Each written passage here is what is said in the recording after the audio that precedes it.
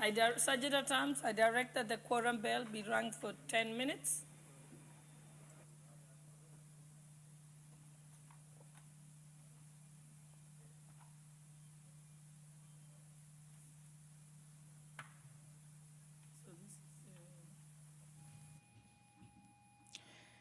Well, the prayer has been said and the chair taken.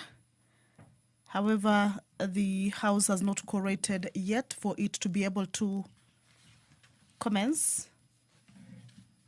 The Speaker has directed that the quorum bell be rung for 10 minutes. This is as provided for in the House Standing Order number 34, paragraph 1, that at the commencement of the House business, the quorum shall be at least 50 members inside the chambers, seated and ready to kick off the business. However, if that is not met, then that means the House will have not quorated, and that would mean that the quorum bell be on. This is to alert the members of the Parliament who perhaps may be within the precincts of Parliament but yet to make their way into the chambers to do just that and join their colleagues inside the House and enable the House raise that much needed quorum for it to kick off. Remember, if that quorum is not raised at the lapse of the first 10 minutes, a further 5-minute quorum bell will be on. But if that is not achieved, then that, as per the House Standing Order, will mean that the House will be adjourned and the business that is lined up for consideration in that particular sitting will not be considered. So we believe that the members will be hastening their steps, those who may be within the precincts of Parliament, those who perhaps are yet to arrive also hasten their steps and be able to get into the chamber and join their colleagues and be able to allow the House attain that much needed quorum for the business to commence. So we shall continue to take a look at the business that is lined up for consideration this morning. Remember, this sitting marks the second day after the House resumed from the long recess. The House Business Committee was established yesterday afternoon. That was the first sitting.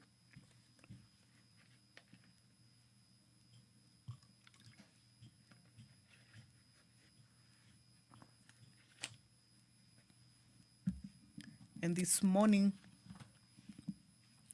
the members will be considering a few procedural motions regarding the time on debates that the members will be taking from the mover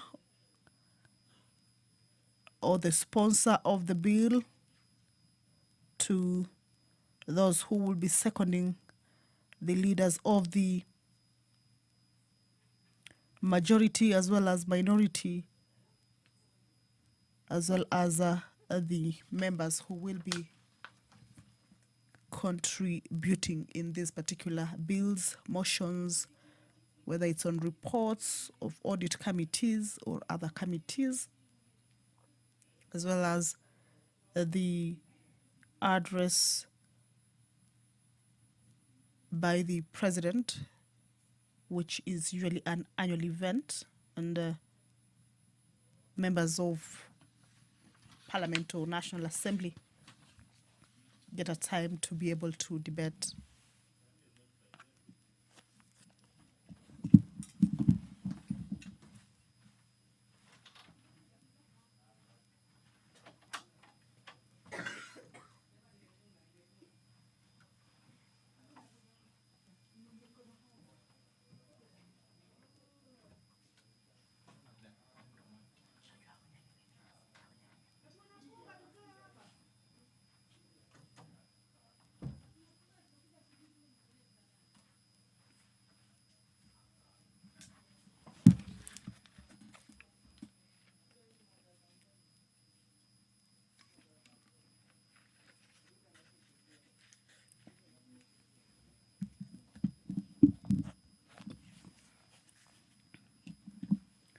So if you're just joining us, that the House is about to commence its business.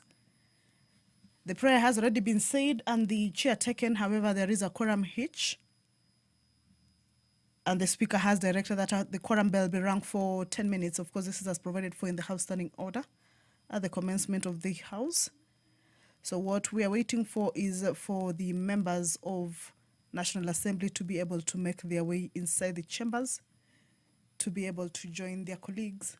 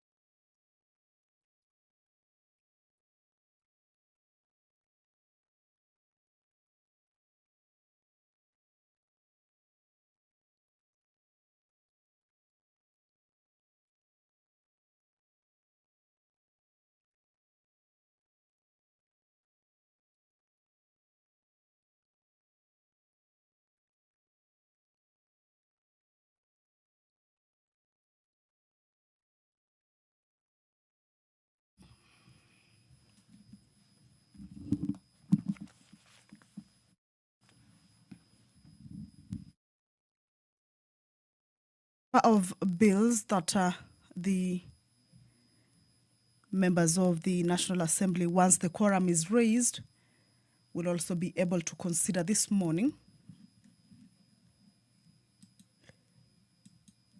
The Sexual Offences Amendment Bill, a bill originating from the National Assembly, Bill number 50 of 2025 by Honorable Udgun Siad, is coming up for first reading. This is a bill that seeks to amend the Sexual Offences Act, Cap 63A, to strengthen the legal framework governing the prosecution of sexual offences in Kenya. And the bill also seeks to ensure that offences specified under the Sexual Offences Act are adjudicated exclusively through formal judicial procedures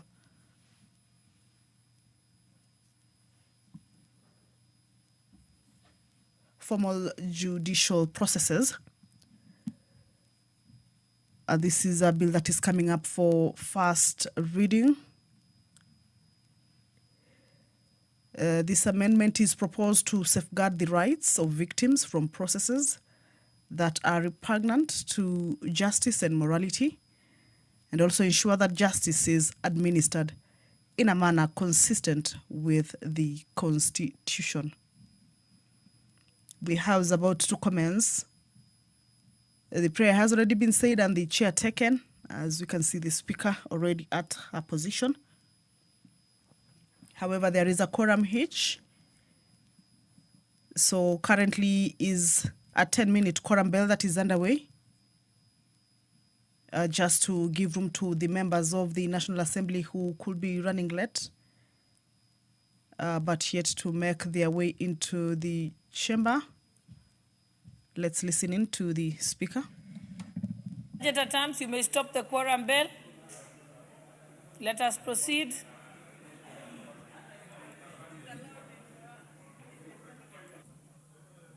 Proceed.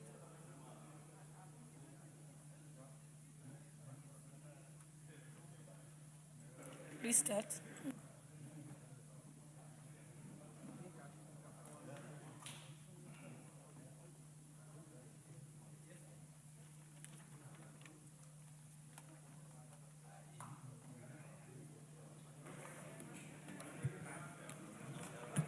Order number 1, administration of oath.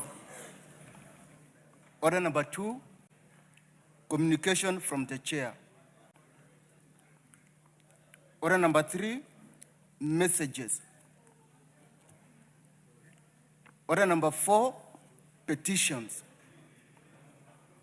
Order number 5, papers.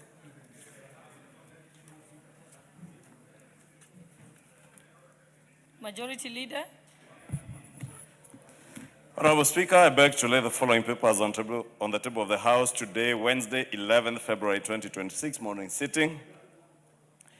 A 22nd edition of the biannual report on the status of alcohol and drug abuse control in Kenya from the Ministry of Interior and National Administration.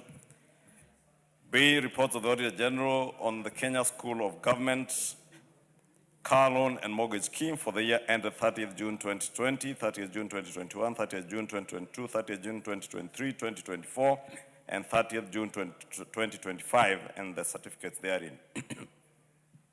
C is reports of the Auditor General and financial statements for the year ended 30th June 2025, and certificates therein in respect of the following 51 organizations: the Agriculture Food Authority, AFA Loan and Mortgage Fund, the Agriculture Food Authority, Bomas of Kenya Limited, Child Welfare Society of Kenya, Commission for University Education, Commission on Revenue Allocation, Staff Car Loan Scheme Fund, Commission on Revenue Allocation, Staff Mortgage Scheme Fund, Commission on Revenue Allocation, Communication Authority of Kenya, Communications Authority of Kenya, Staff Car Loan and Mortgage Scheme Fund, the Competition Authority, Council of Governors Staff Housing Mortgage and Car Loan Scheme, Export Processing Zones Authority, the Kenya Agriculture and Livestock Research Organization, Kenya Broadcasting Corporation, Kenya Fishing Industries Corporation, Kenya Industrial Estates Limited, Kenya Medical Laboratory Technicians and Technologists Board,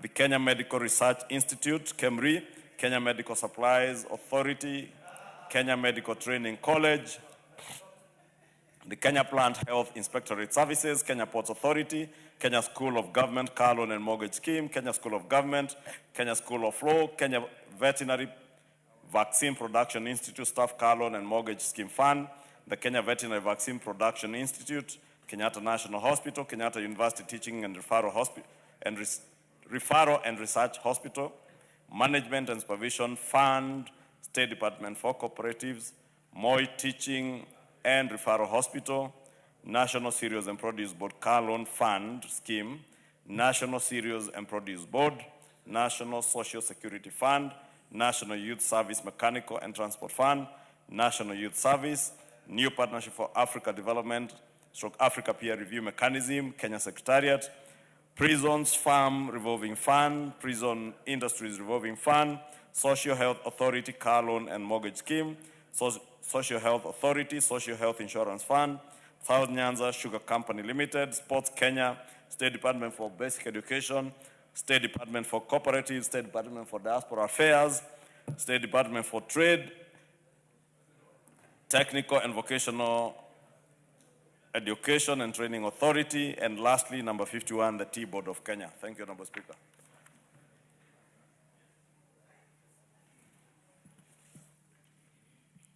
Order number 6, notices of motion.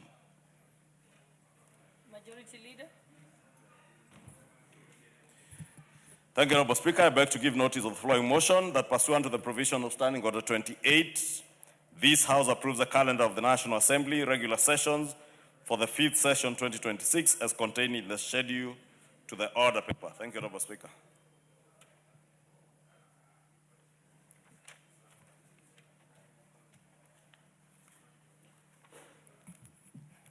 Order number 7, questions and statements.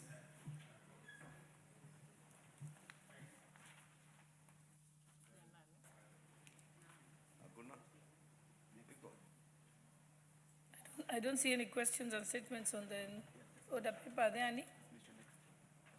Sorry? Okay, so we move to the next order. I can't see any. Order number 8, procedural motion. Limitation of debate on bills sponsored by parties or committees. Majority Leader. Thank you, Honorable Speaker. Honorable Speaker, I beg to move that pursuant to the provision of Standing Order 97-1, this House orders that each speech in a debate on bill sponsored by a committee, the leader of the majority party or the leader of the minority party be limited as follows: a maximum of 45 minutes for the mover in moving and 15 minutes in replying, a maximum of 30 minutes for the chairperson of the relevant committee if the bill is not sponsored by the relevant committee, and a maximum of 10 minutes for any other member speaking, except the leader of majority party and the leader of the minority party, who shall be limited to a maximum of 15 minutes each if the bill is not sponsored by either of them, and that priority in speaking be accorded to the leader of the majority party, the leader of the minority party, and the chairperson of the relevant departmental committee in that order. Honorable Speaker, this is a procedural motion. I beg to move and request the Honorable Karemba to second. Thank you, Honorable Speaker, and I second.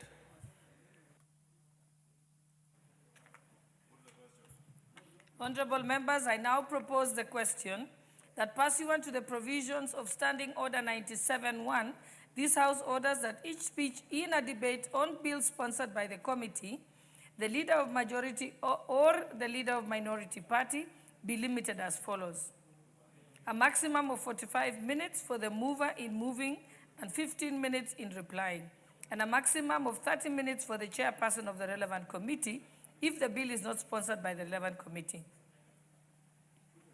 and a maximum of 10 minutes for any other member speaking except the leader of majority party and the leader of minority party, who shall be limited to a maximum of 15 minutes each if the bill is not sponsored by either of them, and that priority in speaking be accorded to the leader of majority party, the leader of minority party, and the chairperson of the relevant committee in that order. I now put the question that pursuant to the provisions of Standing Order 97-1, this House orders that each speech in a debate on bills sponsored by the committee, the leader of majority, the leader and the leader of minority party be limited as follows: a maximum of 45 minutes for the mover in moving and 15 minutes in replying, and a maximum of 30 minutes for the chairperson of the relevant committee if the bill is not sponsored by the relevant committee, and a maximum of 10 minutes for any other member speaking, except the leader of majority party and the leader of minority party, who shall be limited to a maximum of 15 minutes each if the bill is not sponsored by either of them, and that priority in speaking be accorded to the leader of majority party, the leader of minority party, and the chairperson of the relevant committee in that order. Will as many as of that opinion say aye? Aye. Will as many as of the contrary opinion say nay? The ayes have it. Next motion, Majority Leader. Thank you, Honorable Speaker. Order number 9. Sorry. Order number 9, procedural motion. Limitation of debate on individual members' bills. Thank you, Honorable Speaker. I went ahead of the clock before even the order is called out. Okay. My apologies. And I now beg to move that pursuant to the provisions of Standing Order 97-1 of this House orders that each speech in a debate on bills not sponsored by a committee, the leader of the majority party or the leader of the minority party, be limited as follows: a maximum of 3 hours and 30 minutes with not more than 30 minutes for the mover in moving and 10 minutes in replying, a maximum of 30 minutes for the chairperson of the relevant committee, and a maximum of 10 minutes for any other member speaking except the leader of the majority party and the leader of the minority party, who shall be limited to a maximum of 15 minutes each, and that priority in speaking be accorded to the leader of the majority party, the leader of the minority party, and the chairperson of the relevant departmental committee in that order. And Honorable Speaker, again being a procedural motion, I beg to move and request the member for Mwatate, the only Honorable Dan Mwashako, member for Wundanyi, the Honorable Dan Mwashako, to second.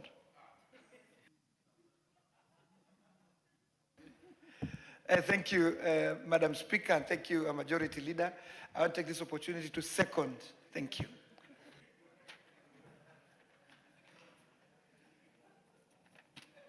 Honorable members, I now propose the question that pursuant to the provisions of Standing Order 97-1, this House orders that each speech in a debate on bills not sponsored by a committee, the leader of majority or the leader of minority party be limited as follows. A maximum of 3 hours and 30 minutes, with not more than 30 minutes for the mover in moving and 10 minutes in replying. A maximum of 30 minutes for the chairperson of the relevant committee, and a maximum of 10 minutes for any other member speaking, except the leader of majority party and the leader of minority party, who shall be limited to a maximum of 15 minutes each, and that priority in speaking be accorded to the leader of majority party and the leader of minority party and the chairperson of the relevant departmental committee in that order. May I put the question? Yes. Honorable members, I now put the question that pursuant to the provisions of Standing Order 97-1, this House orders that each speech in a debate on bills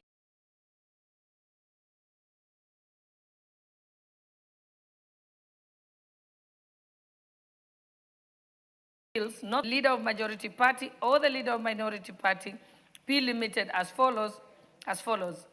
A maximum of 3 hours and 30 minutes, with not more than 30 minutes for the mover in moving and 10 minutes in replying, a maximum of 30 minutes for the chairperson of the relevant committee, and a maximum of 10 minutes for any other member speaking except the leader of majority party and the leader of minority party, who shall be limited to a maximum of 15 minutes each, and that priority in speaking be accorded to the leader of majority party, the leader of minority party, and the chairperson of the relevant departmental committee in that order.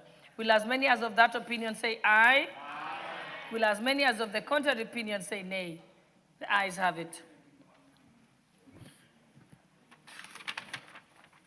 Next order. Order number 10, procedural motion, limitation of debate on motions.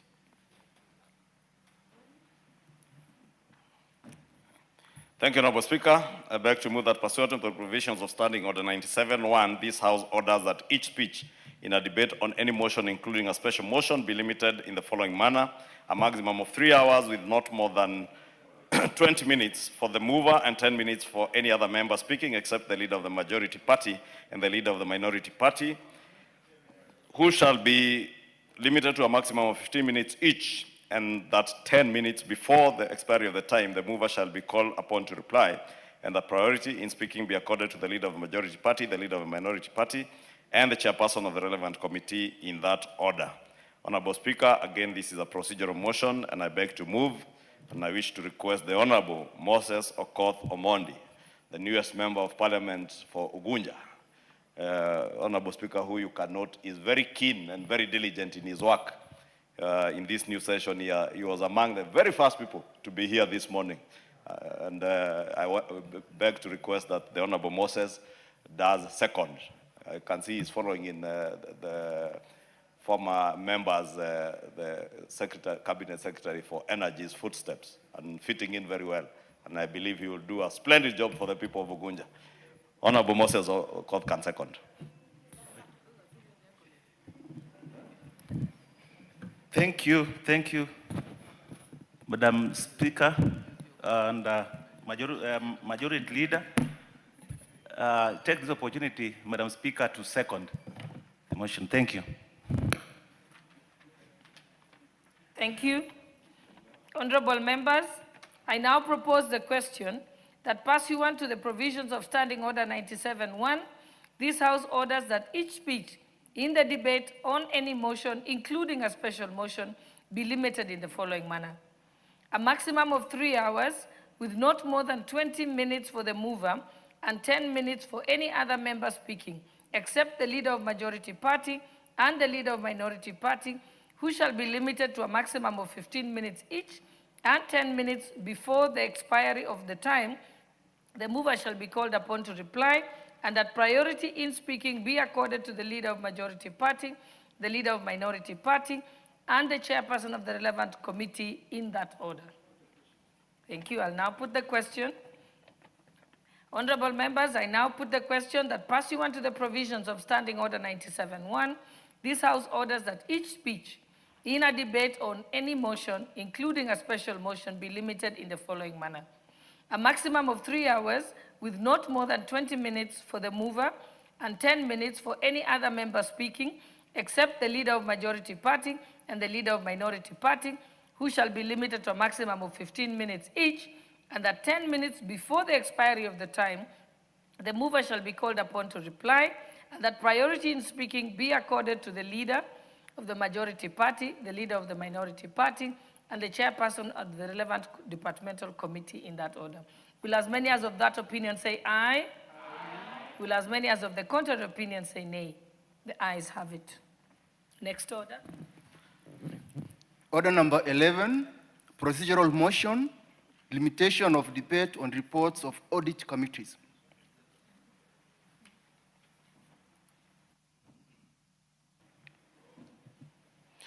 Thank you, Honorable Speaker. Honorable Speaker, I beg to move that pursuant to the provisions of Standing Order 97 on this House orders that each speech in debate on reports of audit committees be limited as follows: a maximum of 60 minutes for the mover in moving and 30 minutes in replying, and a maximum of 10 minutes for any other member speaking, except the leader of the majority party and the leader of the minority party, who shall be limited to a maximum of 15 minutes each, and that priority be accorded to the leader of majority party, the leader of the minority party, in that order. Honorable Speaker, I beg to move and request the Honorable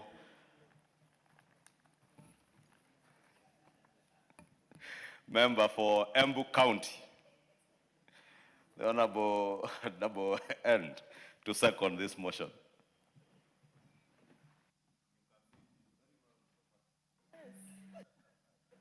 Thank you, Honorable Speaker, and I second. Thank you. Thank you. Honorable members, I now propose the question that pursuant to the provisions of Standing Order 97, this House orders that each speech in debate on reports of audit committees be limited as follows: a maximum of 60 minutes for the mover in moving and 30 minutes in replying, and a maximum of 10 minutes for any other member speaking, except the leader of majority party, the leader of minority party, and who shall be limited to the maximum of 15 minutes each, and that priority be accorded to the leader of majority party and the leader of minority party in that order. The mood of the House that I put the question. Honorable members, I now put the question that pursuant to the provisions of Standing Order 97-1, this House orders that each speech in debate on reports of audit committees be limited as follows: a maximum of 60 minutes for the mover in moving, 30 minutes in replying, and a maximum of 10 minutes for any other member speaking, except the leader of majority party and the leader of minority party, who shall be limited to 15 minutes each, and that priority be accorded to the leader of majority party and the leader of minority party in that order. Will as many as of that opinion say aye? Will as many as of the contrary opinion say nay? The ayes have it. Next order. Order number 12, procedural motion, limitation of debate on other committee reports. Thank you, Honorable Speaker. Honorable Speaker, I beg to move that pursuant to the provision of Standing Order 97-1, this House orders that each speech in a debate on other committee reports, including a report of a joint committee of the House of Parliament or any other report submitted to the House for which limitation of time has not been specified, shall be limited as follows: a maximum of 2.5 hours, with not more than 20 minutes for the mover in moving and 5 minutes for any other member speaking, including the leader of the majority party and the leader of the minority party and the chairperson of the relevant committee, if the committee report is not moved by the chairperson of the relevant committee. And that 10 minutes before the expiry of the time, the mover shall be called upon to reply. And further, that priority in speaking shall be accorded to the leader of the majority party, the leader of the minority party, in that order. Honorable Speaker, again, being a procedural motion, I beg to move and I request the Honorable Cynthia Muge, the county women rep for Nandi, that has never been short of indomitable female leaders. This is the land of Chelagat, Mutai, and great leaders like the late Marie Seronei.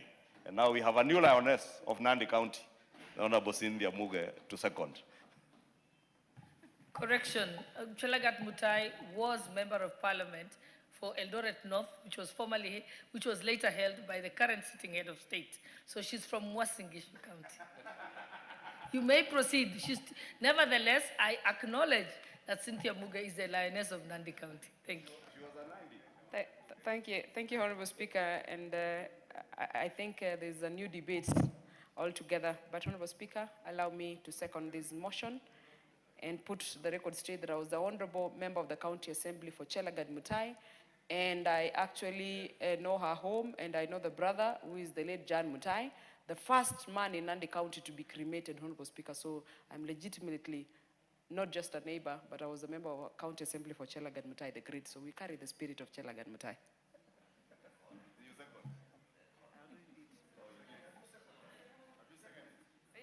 Please second.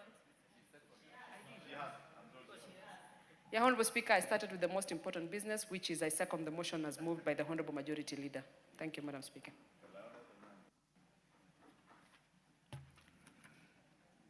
Honorable members, I now propose the question that pursuant to the provisions of Standing Order 97.1, this House orders that each speech in a debate on other committee reports, including the report of the Joint Committee of the Houses of Parliament or any other report submitted to the House for which limitation of time has not been specified, shall be limited as follows. A maximum of 2.5 hours with not more than 20 minutes for the mover in moving and 5 minutes for any other member speaking, including the leader of majority party and the leader of minority party and the chairperson of the relevant committee. If the committee report is not moved by the chairperson of the relevant committee and at 10 minutes before the expiry of the time, the mover shall be called upon to reply, and further, that priority in speaking shall be accorded to the leader of majority party and the leader of minority party in that order. I now put the question that pursuant to the provisions of Standing Order 97.1, this House orders that each speech in a debate on other committee reports, including a report of the Joint Committee of the Houses of Parliament, or any other report submitted to the House for which limitation of time has not been specified, shall be limited as follows. A maximum of 2.5 hours with not more than 20 minutes for the mover in moving and 5 minutes for any other member speaking, including the leader of majority party and the leader of minority party and the chairperson of the relevant committee. If the committee report is not moved by the chairperson of the relevant committee, and at 10 minutes before the expiry of the time of the mover, the mover shall be called upon to reply, and further, that the priority in speaking shall be accorded to the leader of majority party and the leader of minority party in that order. Will as many as of that opinion say aye? Aye. Will as many as of the contrary opinion say nay? The ayes have it. And Majority Leader, let me just also reconfirm this. Jan Mutai was a very senior employee in Shell Kenya. I was one of his first interns, and he was my chief campaigner in Uasin Gishu County. Their ancestral home may be Nandi County, but they chose to be elected and to vote in Uasin Gishu County. So that is still my claim to fame. Okay, can we move to the next motion? We shall carry that outside. Majority Leader, you shall be the moderator of this argument. and debate. Thank you. Order number 13, procedural motion, limitation of debate on the address by the president. Honorable Speaker, on a light note, I doubt I will be a neutral arbiter in that battle between Uasin Gishu and Nandi County on who hails from where, whose ancestral land was where. Because, Honorable Speaker, I cannot be a neutral arbiter because my ancestral land is also in Nandi County. That is the land where my mother was born in Kipchamoti Estate in Nandi Hills. I therefore want to recuse myself from being an arbiter on that matter. You are hereby duly disqualified. I definitely cannot be a neutral arbiter in that matter. I have deep interest in Nandi County being my ancestral home, despite also having been elected in Kikuyu constituency in Kiambu County, in the Mount Kenya region. Honorable Speaker, I beg to move that, noting that Standing Order 24.6 provides that debate on a motion on the address by the President shall be limited to not more than 4 sitting days, and pursuant to the provision of Standing Order 97.1, this House orders that debate on a motion on the address by His Excellency the President under Article 132.1a of the Constitution shall be limited as follows: a maximum of 30 minutes for the mover in moving, 20 minutes for the leader of the minority party, and 10 minutes each to the chairperson of the Department Committee on Justice and Legal Affairs to speak on the report submitted under Article 132.1ci of the Constitution relating to the realization of the national values. The chairperson of the Departmental Committee on Defense, Intelligence, and Foreign Relations to speak on the report submitted under Article 132.1c3. Sorry, first article was 132c1, not I.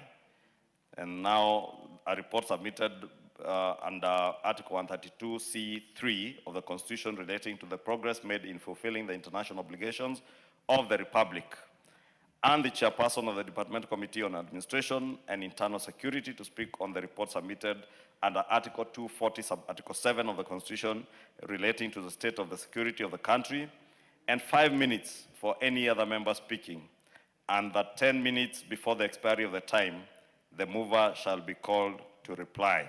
And I beg to move and request my junior at the school and member for Kitutu Masaba, the Honorable Clive Ombane Gisairo, to second, having gone to the school. Thank you, Honorable Speaker. Yeah, for those who are asking the school, there's only one school in Kenya, and that's Alliance High School. Honorable Speaker, I second. You forgot to start with the title, The Alliance, as the Majority Leader constantly reminds us. Honorable members, I now propose the question that, noting that Standing Order 24.6 provides a debate on a motion on the address of the President shall be limited to not more than 4 sitting days, and pursuant to the provisions of Standing Order 97.1, this House orders that the debate on a motion on the address by His Excellency the President under Article 132.1a of the Constitution shall be limited as follows: a maximum of 30 minutes for the mover in moving, 20 minutes for the leader of majority party, and 10 minutes each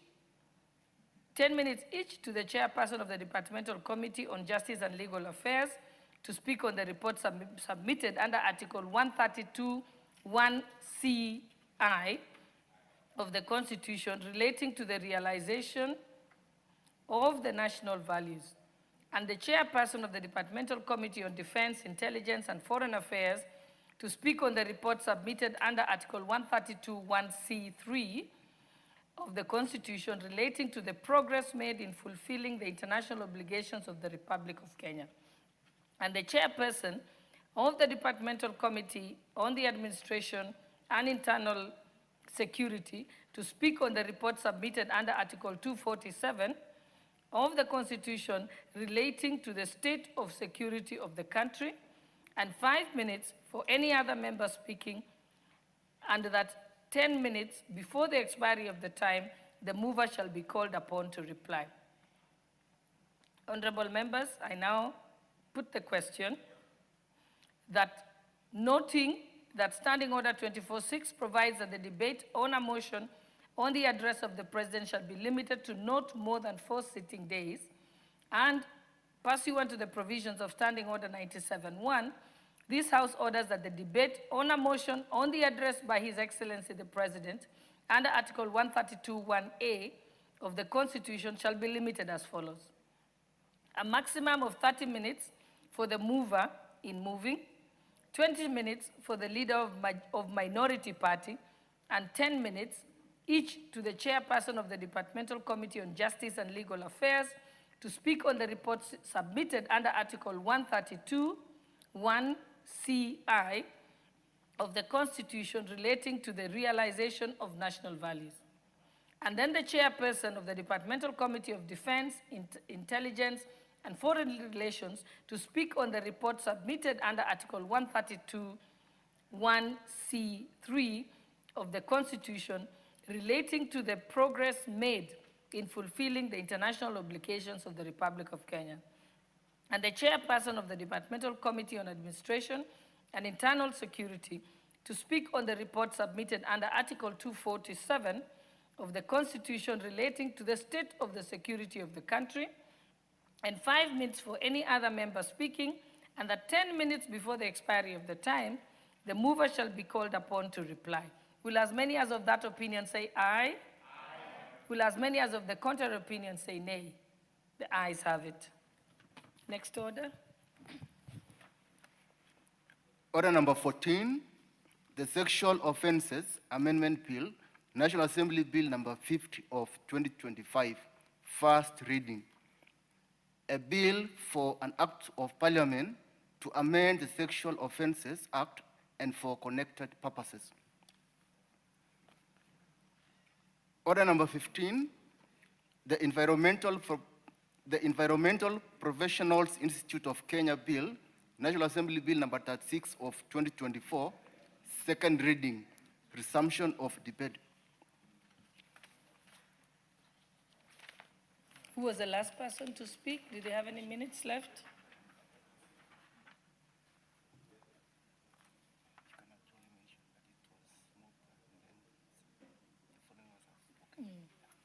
Okay, honorable members, because it's a new year, we can just remind you that it was moved by the Honorable George Gashagwa, and then seconded by the Honorable Timothy Toroitich. And then after that, we had several people participate.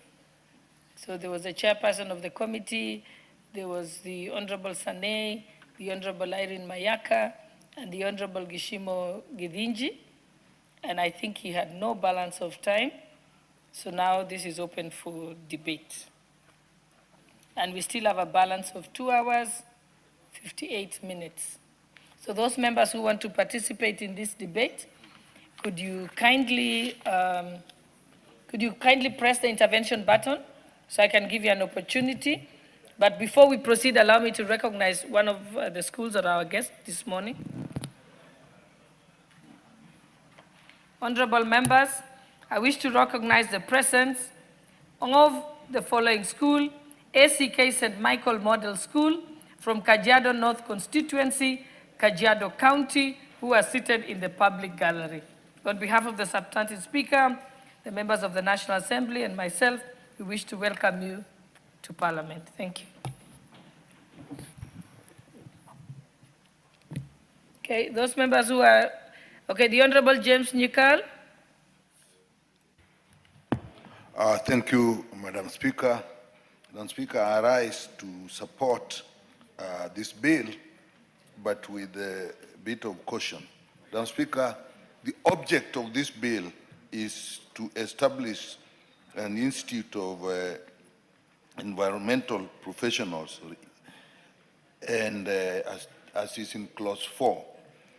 But Madam Speaker, as we do that, and as that may be desirable, we have to realize that this is actually creation of a saga.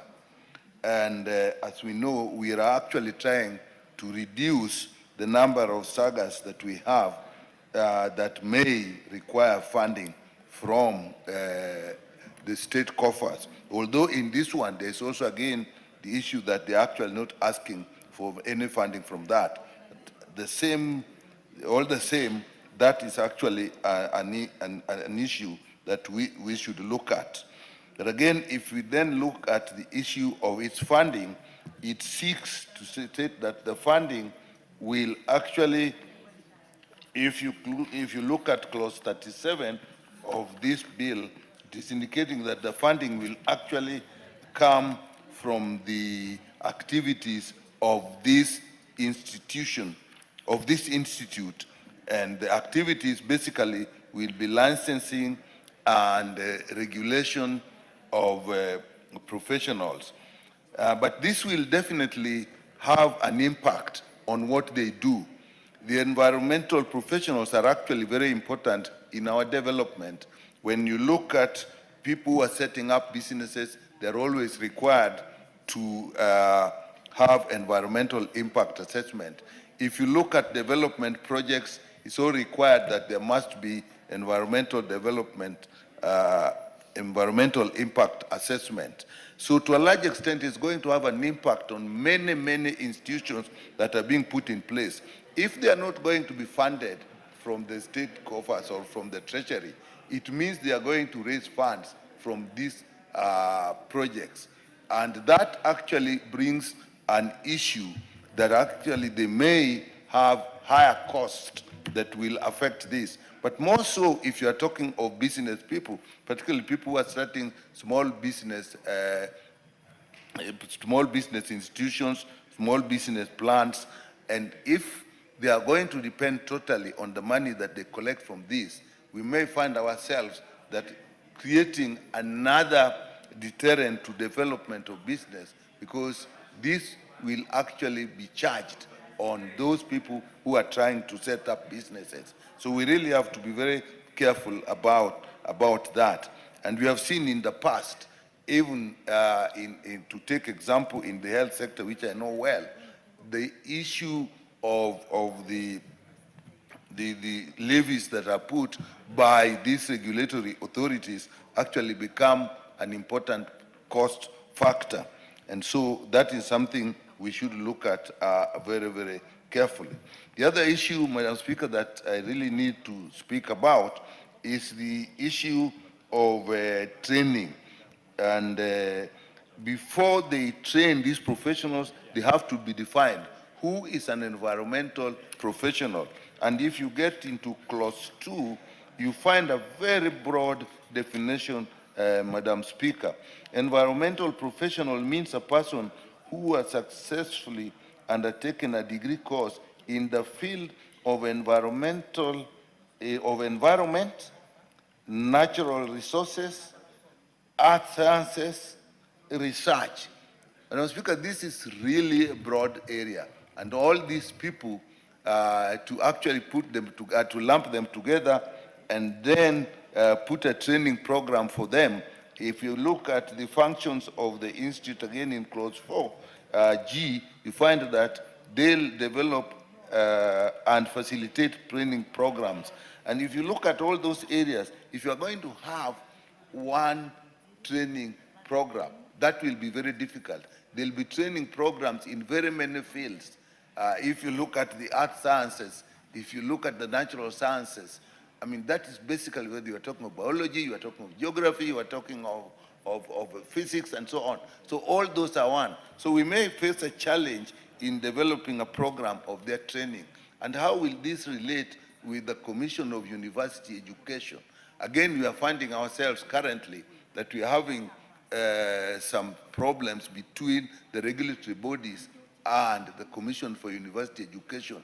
And it does appear to me that already as we are starting this, we are actually having an areas where these conflicts will occur.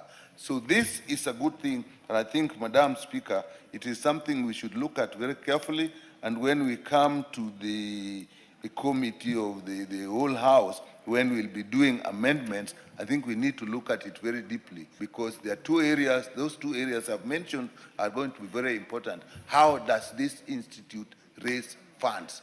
And if people are charged, how does that affect development projects? Whether these are government development projects or whether these are business people trying to set up business projects. So will the cost be higher because these people are trying to raise funds?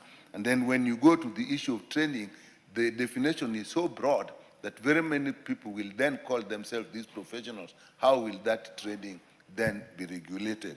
With those few remarks, Madam Speaker, I do support, but we'll need to look at very serious amendments when we come to the committee of the whole House. Thank you, Madam Speaker. Thank you. The Honorable Member for Kandui, Honorable John Makali. Thank you, Madam Speaker, for the opportunity to also weigh in on this particular bill. First, let me congratulate the member who has brought this bill at this particular time. In bringing this particular bill, Madam Speaker, I need to make reference to Article 42 of the Constitution of Kenya that obliges each and every citizen, that entitles each and every citizen to a healthy environment which is protected both for the present and future generations. Article 42 obliges us to take legislative measures towards the achievement of this particular goal.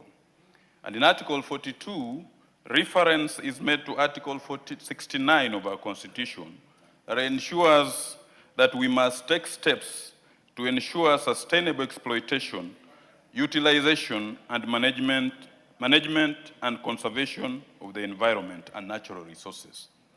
Each and every year, Madam Speaker, our educational institutions, specifically our universities and our TVET colleges, churn out graduates in areas of environmental management, resource management, and natural resource exploitation. The last time, Madam Speaker, I checked, we have over 40 education institutions that are churning out graduates each and every year who are trained in this particular field. The question is, as these people are being churned out into the job market, who is regulating their work?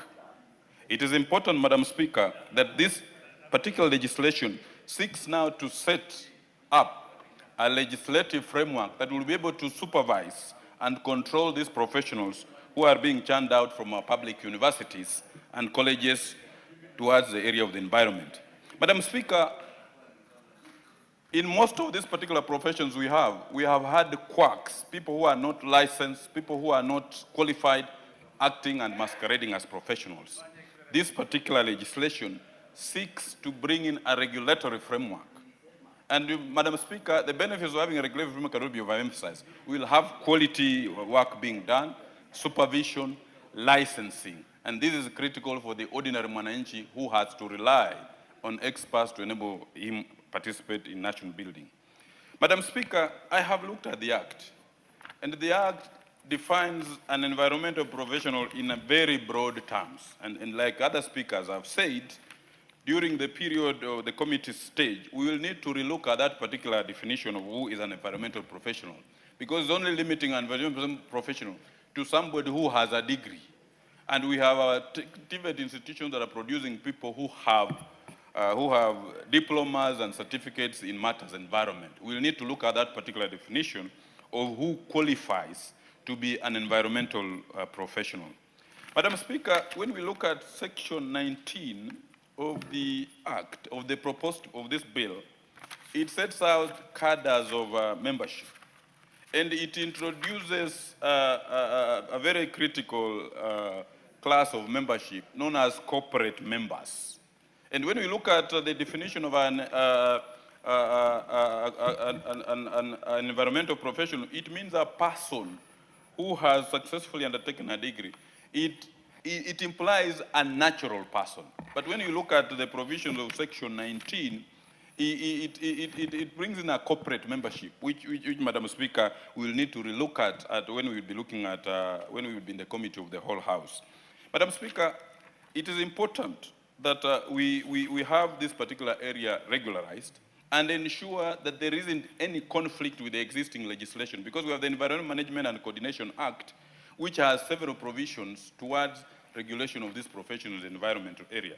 We will need, Madam Speaker, during the committee of the whole House, to relook so that we avoid any conflict with the existing legislation that will lead to duplicity in terms of application of this particular proposed bill.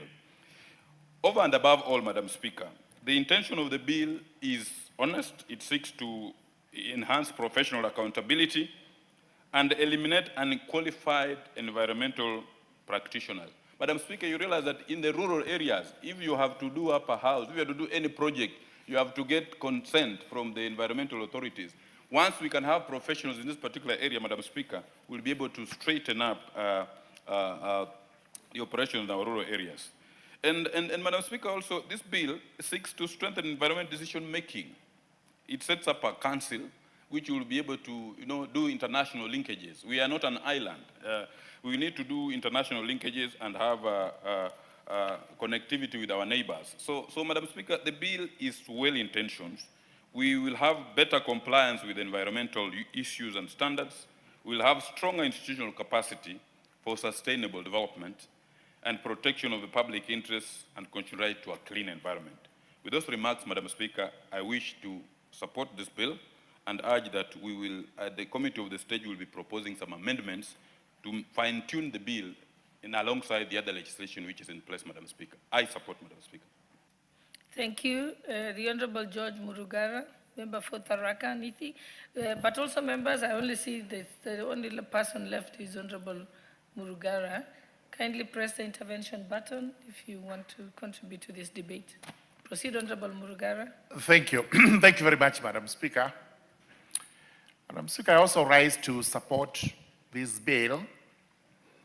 It's a very important bill by my namesake, Honorable George Gachagua of Ndaragwa. And especially because today, as we debate and talk about any matter in the country, environment always takes a center stage. We cannot do any plans for development. We cannot do any matters regarding improvement of physical areas without talking about environment. In this country, there are various laws that govern environmental matters, and the prime one is the Environmental Management and Coordination Act, which deals with how we have to deal with environment and all matters touching on our environment, including our forests, our water, and our marine life. Honorable Speaker, when we talk about environment, we include our climate, and this is why there is a big debate in the world today as we talk about climate change. This is purely environmental, and it must be borne in mind when we are discussing such a vital bill. We also have to talk about mining, because our minerals and petroleum products are part of our environment and environmental resources.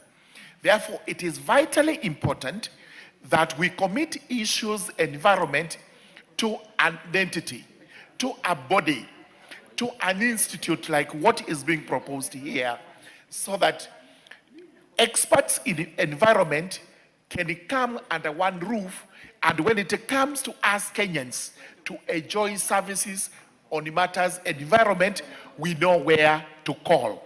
We can go to an institute and we shall get professional advice on who most suits to give advice on what is in issue. Of course, there are other laws, including the Physical Planning Act. We have the County Governments Act, and all these other laws that regulate matters environment. What is being proposed here is that just like the Human Resources Institute, which was actually formed the other day, the experts in environment too have to have their own self-regulating body, and therefore it joins the class of the Law Society of Kenya, the Architectural Association of Kenya, the Engineers Registration Board, and all these professionals that have a body that regulates them. So what would be the purpose of this body? Number one is to ensure that we are properly advised, we are properly guided in matters relating environment. We do not have to be taken round in circles. You've seen people coming over and they are telling us we are going to sell to you things called carbon credits, etc., etc. Some of which we really do not have the know-how. We do not have the knowledge of weighing and waiting to know whether these are viable projects or they are just people out to make money using us without our knowledge. Such an institute would actually be the first port of call, and the government in regulating such entities coming into the country would be getting advice from this body, because most important, it will be there to render advisory services to the government and to Kenyans to ensure that we are well informed on matters environment. I therefore support this bill. We will look at it close by close in the committee of the whole house. If there are any necessary amendments that have to be made, we will be proposing this so that we come up with one of the best laws to govern a professional body that deals with the environment. Most important, the persons who will belong to this institute must be qualified persons. Persons we will term as professional experts in the matters environment. Those remarks I beg to support. Thank you, Honorable Murgara. Member for Marakwet East, Honorable David Bowen. Kangogo. Thank you, Honorable Speaker, for giving me this opportunity to support the bill by my good friend, the Honorable Fondarakwa. That is the Environmental Professional Institute of Kenya Bill, the National Assembly Bill number 36 of 2024. Madam Speaker, our environment is very important, both in our lives as human beings and also to the animals. And Madam Speaker, I want to thank the Honorable Kashagwa for this bill, which goes towards providing a legal framework and to professionalize the profession. Madam Speaker, we have seen there are so many individuals out there calling themselves professional environment field. No one knows their backgrounds. No one knows their education. And Madam Speaker, if this bill is approved by this House and passed, it's going to make sure that we have a competent people to manage our environment and environmental issues. Madam Speaker, the issue of environmental impact analysis is very critical in construction sector, especially in industry constructions. Madam Speaker, some years back, you saw what happened in Mombasa, in a place called the Owino Uhuru or Uhuru Owino Estate, somewhere in Mombasa, where a chemical industry, an industry which is manufacturing lead, was constructed, Madam Speaker, in an estate where people live. And it is not that there was no environmental impact analysis which was done in that industry. But years later, Madam Speaker, we saw people developing a serious, life-threatening diseases as a result of that industry. Because, Madam Speaker, probably you would find that the people who carried out the environmental impact analysis were not qualified.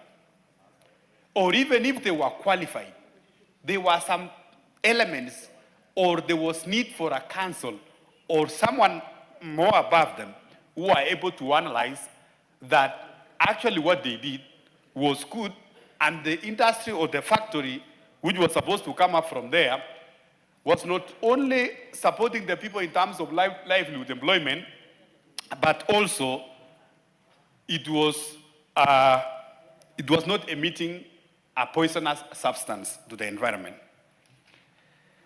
Madam Speaker, it is very important when we are doing a physical planning of a city, of municipal council or everything, these people also, they are needed. We have seen, Madam Speaker, if you go around the Nairobi, the reason why we are crying about the pollution in Nairobi River, Madam Speaker, you will find that there are so many industries, there are factories who are actually disposing waste to the river. But at the same time, you are told that those factories, there was some environmental impact analysis which was done. And what happened? If it is true that there were some people, some professional guys who did it, what came out of that report? And why is it that we are having a problem? So, Madam Speaker, this bill is going to streamline the environment or environmentalist professionals and to make sure that we eliminate quacks and have professionals in the field. Madam Speaker, in the field of mining, if you go to the parts of, say, West Pokot, Madam Speaker, the western part of those sides of Viga, people are mining haphazardly. The environmentalists, Madam Speaker, including the Taita Taveta from, I see my good friend looking at me, there is need to have those environmental impact analysis to say, after the mining, what remains to the environment? What is going to happen to the environment? Yes, the mining is good, but there must be a provision that this mining will not affect the environment, and even after the mining, there is need to restore the environment to the original position.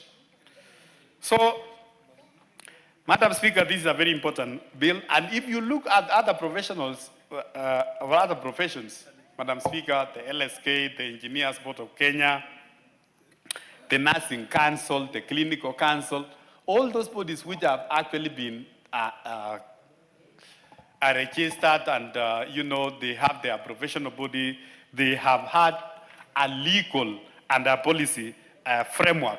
Madam Speaker, you can see that what they are doing and the work they are doing there is really very good. So, Madam Speaker, I want to say that and also ask all my colleagues that we support this bill, especially at this time when we have a serious environmental and climate issues around the globe. This bill is very important to help us and our people, and also to help in the environmental management and also including the waste management, which has been also a problem, especially in our cities. Madam Speaker, with those many remarks, I want to support. Before we proceed, allow me to recognize student guests in Parliament, in the National Assembly today. I wish to recognize the presence of the following school: Jonathan Gloward Academy from Langata constituency, Nairobi County, who are seated in the public gallery. And on behalf of the National Assembly, I shall call upon the Honorable Member for Wundanyi, Honorable Mwashoko, to welcome them on our behalf.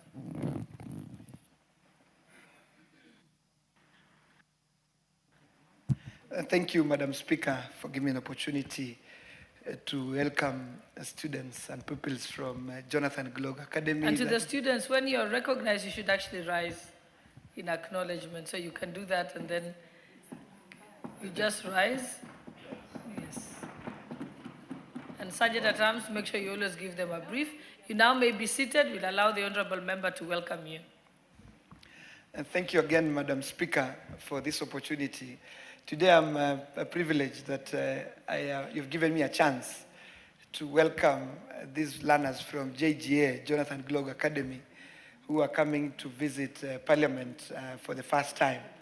Honorable Speaker, I am also pleased to inform you that I'm also a parent in the same school.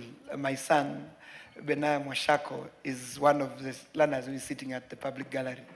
Honorable Speaker, JGA, just maybe to give you a brief, is a school that combines, in fact, it was started to educate learners from the children homes, students that and peoples that did not have did not have anyone to support them.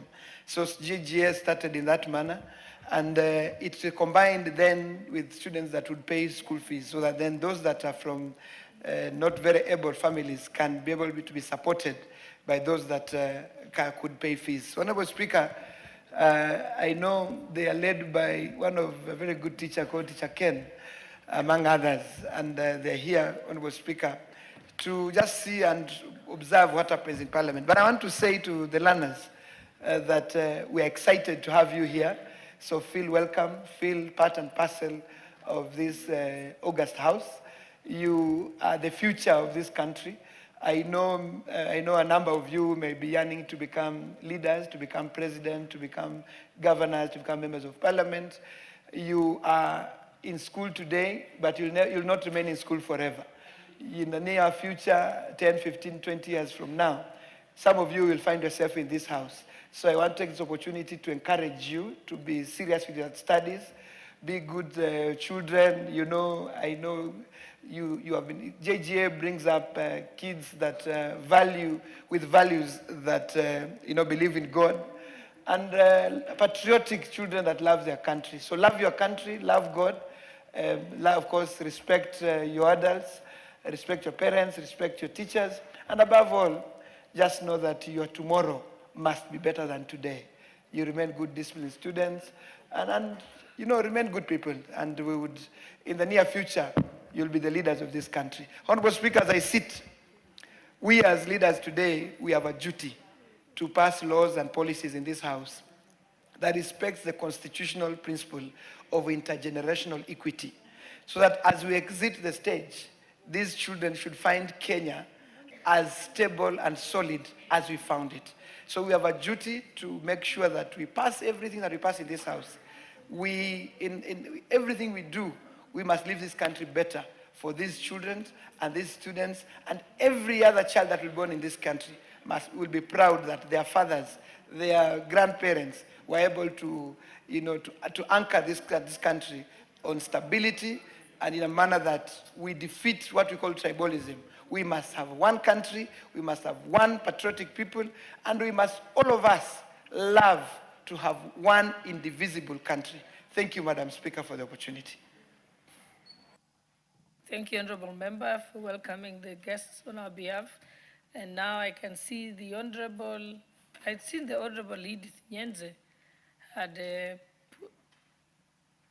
member for Kitui West.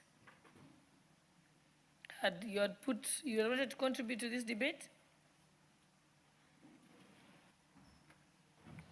Not really, Madam, but, okay.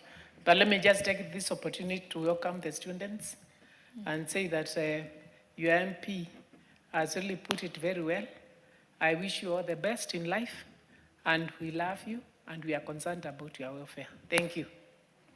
Thank you, Honorable Nyenze. And the Honorable Member for Tindere, did you want to contribute? Proceed. Thank you. Thank you, Madam Speaker. Madam Speaker, I rise to contribute this bill on the Environmental Protection Institute of Kenya bill, and this is a very important bill, Madam Speaker, on the following basis. That one, like all other bills that guide and develop professionalism in a country, the Kenya Professional Institute of the Environmental Professional Institute of Kenya is very important.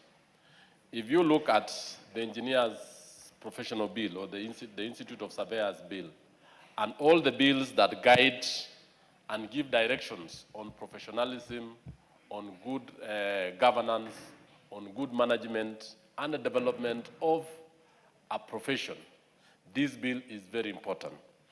Madam Speaker, I want to thank Honorable Gashagwa for giving us a very good bill.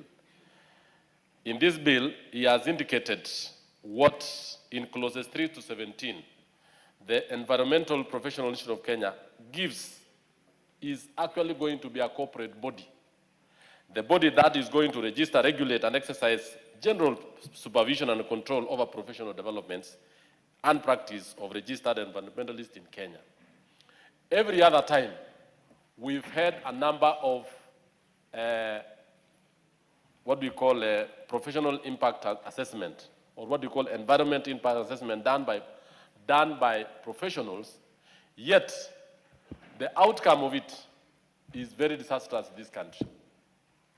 Yet an environmentalist of high standing, of repute, appended his signature or her signature, and when you go through what is going to come out of it, lives will be lost in terms of waste disposal, in terms of the impact is quite huge for the country.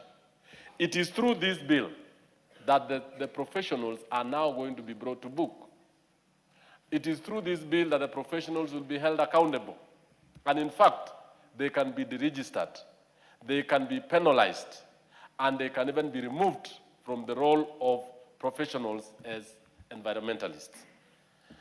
Madam Speaker, the issue of research is very important in any society. And research and development is key in development or in the growth of any professions and professional groups in a country. That the Institute is going to develop an arm in research on earth sciences, on environmental issues, and more importantly, on even accrediting and regulating the membership of the professionals. In fact, they have categorized professionals into various groups: fellows of the Institute, honorary members, and even members who have done quite commendable work within the society. In fact, Madam Speaker, I want to say that the bill is actually out there, and it is something that is going to talk about the climate change. These are issues that what we are facing today as a country and the world is the issue of climate change. I think most of our world leaders have been attending to world climate summits. And one of the problems that we are facing today is the mistakes that were done by not taking keen interest in what the professionals have been saying about the environment. Mining in this country, and even coming up with buildings along riverbanks, not taking into consideration our water catchment areas, more importantly the swamp and all those other issues, has actually caused what we call the warming up of the climate. The emissions that we get today, all these are as a result of advices that were given, but some professionals even decided to side with mining companies where they are now trying to pour waste into the waters, bring diseases among communities, and this particular body is going to regulate, register, and even deregister those kind of members. Lastly, honorable members, I want to say that as like other professions, I want to urge the member to note that issues concerning the environment be put, issues or penalties be really introduced into this particular bill. I've gone through the bill and realized that the Institute of Environmental Professionalists have not come out with very good penalties given to those who are giving us wrong professional advice, and more importantly, what they are going to do to make sure that those who have actually committed crimes in advising institutions, in advising government on environmental impact assessment, they actually are taken into, they are penalized. On the last part is the issue of foreign affiliations. I've also seen that this particular bill needs to look into the issue of affiliating to international professional bodies. that speaks into issues of environment and more importantly on research and biodiversity, carbon markets. We need to speak into it. It is a new area where the industrialized and developed world are supposed to speak into the issue of carbon and carbon markets, which is now a very, very big area in terms of resources. But how do we, as developing countries who do not contribute a lot to the carbon emission, benefit a lot because we are the ones actually who are the guardians of the environment and the universe. I thank you, and I thank the owner of the bill. Thank you, Madam Speaker. Thank you very much, Chair. The Honorable Gladys Boss.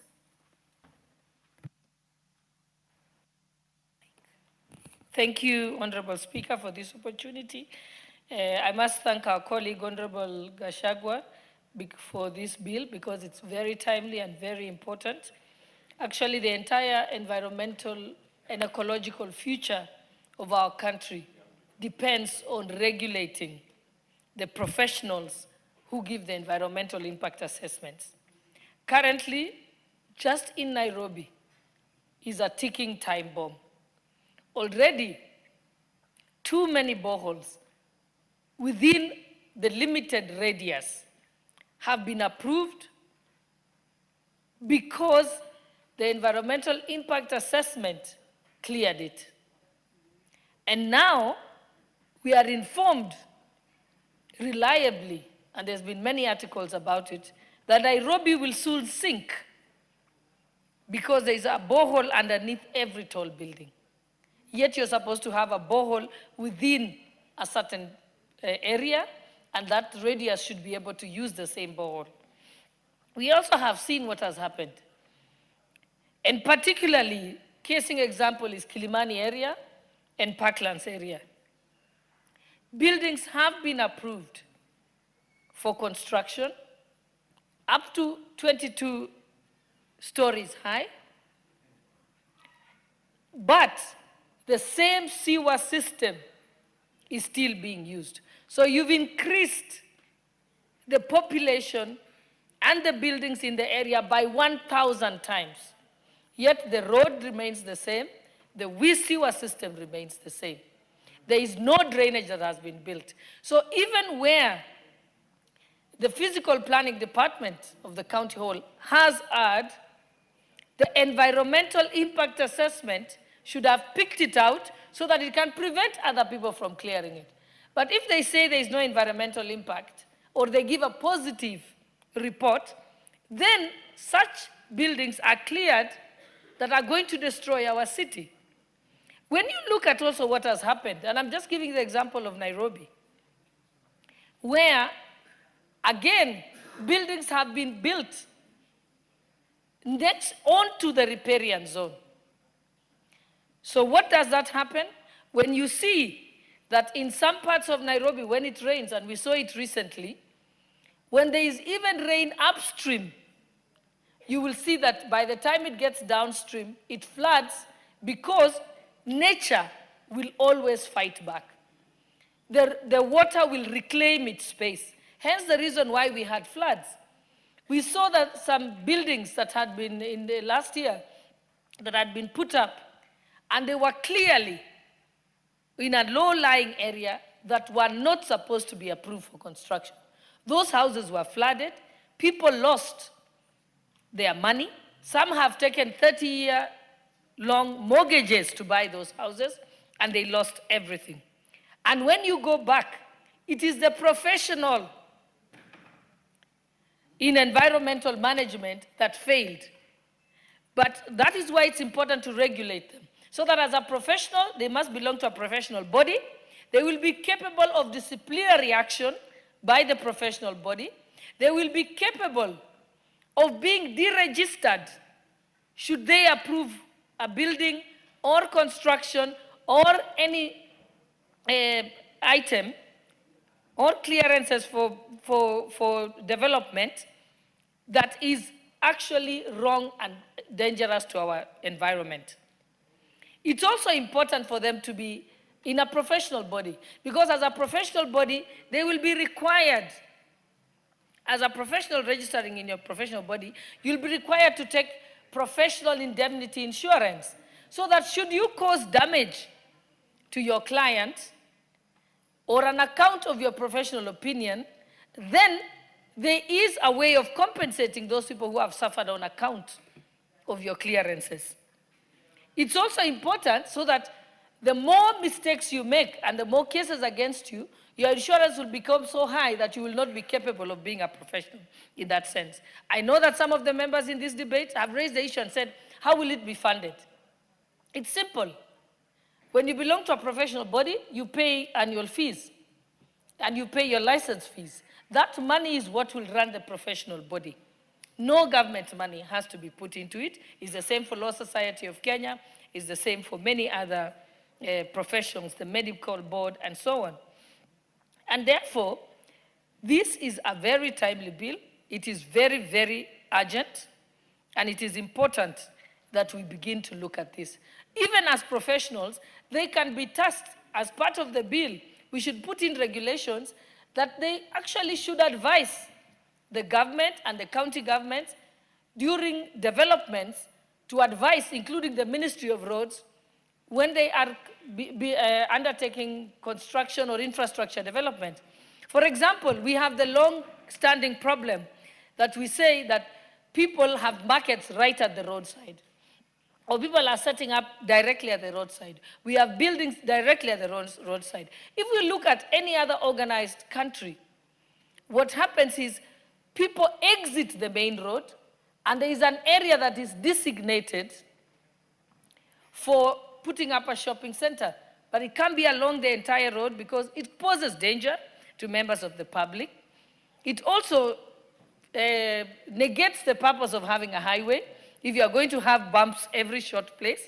And therefore, we want to make sure that all professionals involved in any form of development, be it those in environmental management, civil engineers, and so on, also amend their laws. I know that civil engineers, electrical engineers, and so on have their professional bodies. But we also need to make amendments to the laws governing that professional body so that there is serious personal consequences on each professional when they give poor professional advice. And with that, I like to say that I will support this bill, and it's timely. Thank you, Honorable Speaker. Thank you. The Honorable Paul Murigi, member for Igembe South. Thank you, Madam Speaker. Madam Speaker, also I rise to support this bill and thank my friend Honorable Gashagwa for coming up with this good bill, Madam Speaker. Madam Speaker, it has taken many years for this country to realize such institution, since currently there is no institution which regulates matters environment. But through this proposed bill, Madam Speaker, it will bring sanity in our environment, Madam Speaker. Of late, we have seen many things which are happening across the country, whereby some projects are undertaken, but those projects, because of lack of professionalism, Madam Speaker, those projects end up failing. So this bill, Madam Speaker, will bring sanity in the environment sector, whereby it will regulate the professionality or professionalism of the environment and the standard, Madam Speaker, whereby the qualified professionals, Madam Speaker, will be licensed as required by the law. And if there is any malpractice, Madam Speaker, there will be a body which can follow up, Madam Speaker, those irregularities, Madam Speaker. Also, it will beef up the confidence of the investors, Madam Speaker. Because currently, when the investor come to do investment in this country, they are not aware if maybe it is mining or maybe construction somewhere, they are not aware which body would they rely on. Or if something happens, Madam Speaker, they don't know where to run to. But currently, after the passing of this bill, the investors will be confident with this, with the sector of environment, Madam Speaker. Also, it will help to protect the interest of the community. Since, for example, Madam Speaker, you will get some investors or NGO selling carbon credit, Madam Speaker, without the awareness of the community. So through this institution, it will regulate who will be doing that work and how it will be done so that the community can get the benefit of the environment. Since the communities, Madam Speaker, some crooks are relying on the trees which are planted by the community through selling of the carbon credit because they know there is nobody which is regulating this sector, Madam Speaker. Also, after the setup of this institution, it will complement the current existing institution, Madam Speaker, that is NEMA, whereby these two sectors, if they collaborate and work together, they will bring light on the environment of this republic, Madam Speaker. With those few remarks, Madam Speaker, I beg to support this bill.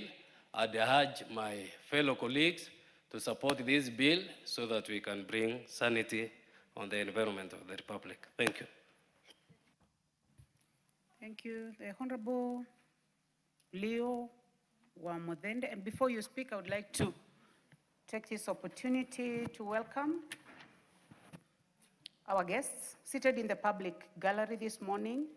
We have students from Ikuu Girls High School, Chuka Igamba Ng'ombe constituency, Tharaka Nithi County. You are welcome to the National Assembly to continue observing proceedings of the House.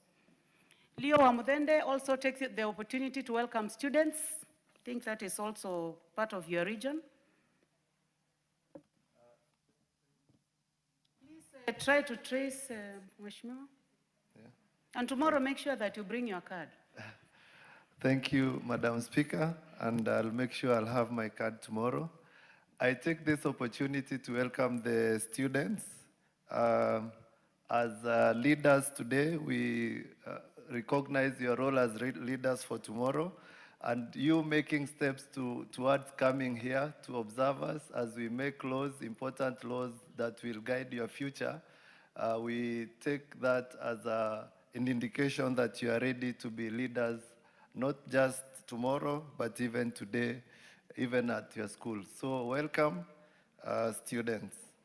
So, Madam Speaker, thanks again for this opportunity as I rise to support this bill, a very important bill, and I must thank my colleague, Honorable George, for introducing this bill. Environmental specialists or professionals play a very key role in Kenya and in the world, especially at this time when we are faced with various environmental challenges, including global warming, loss of species, biodiversity.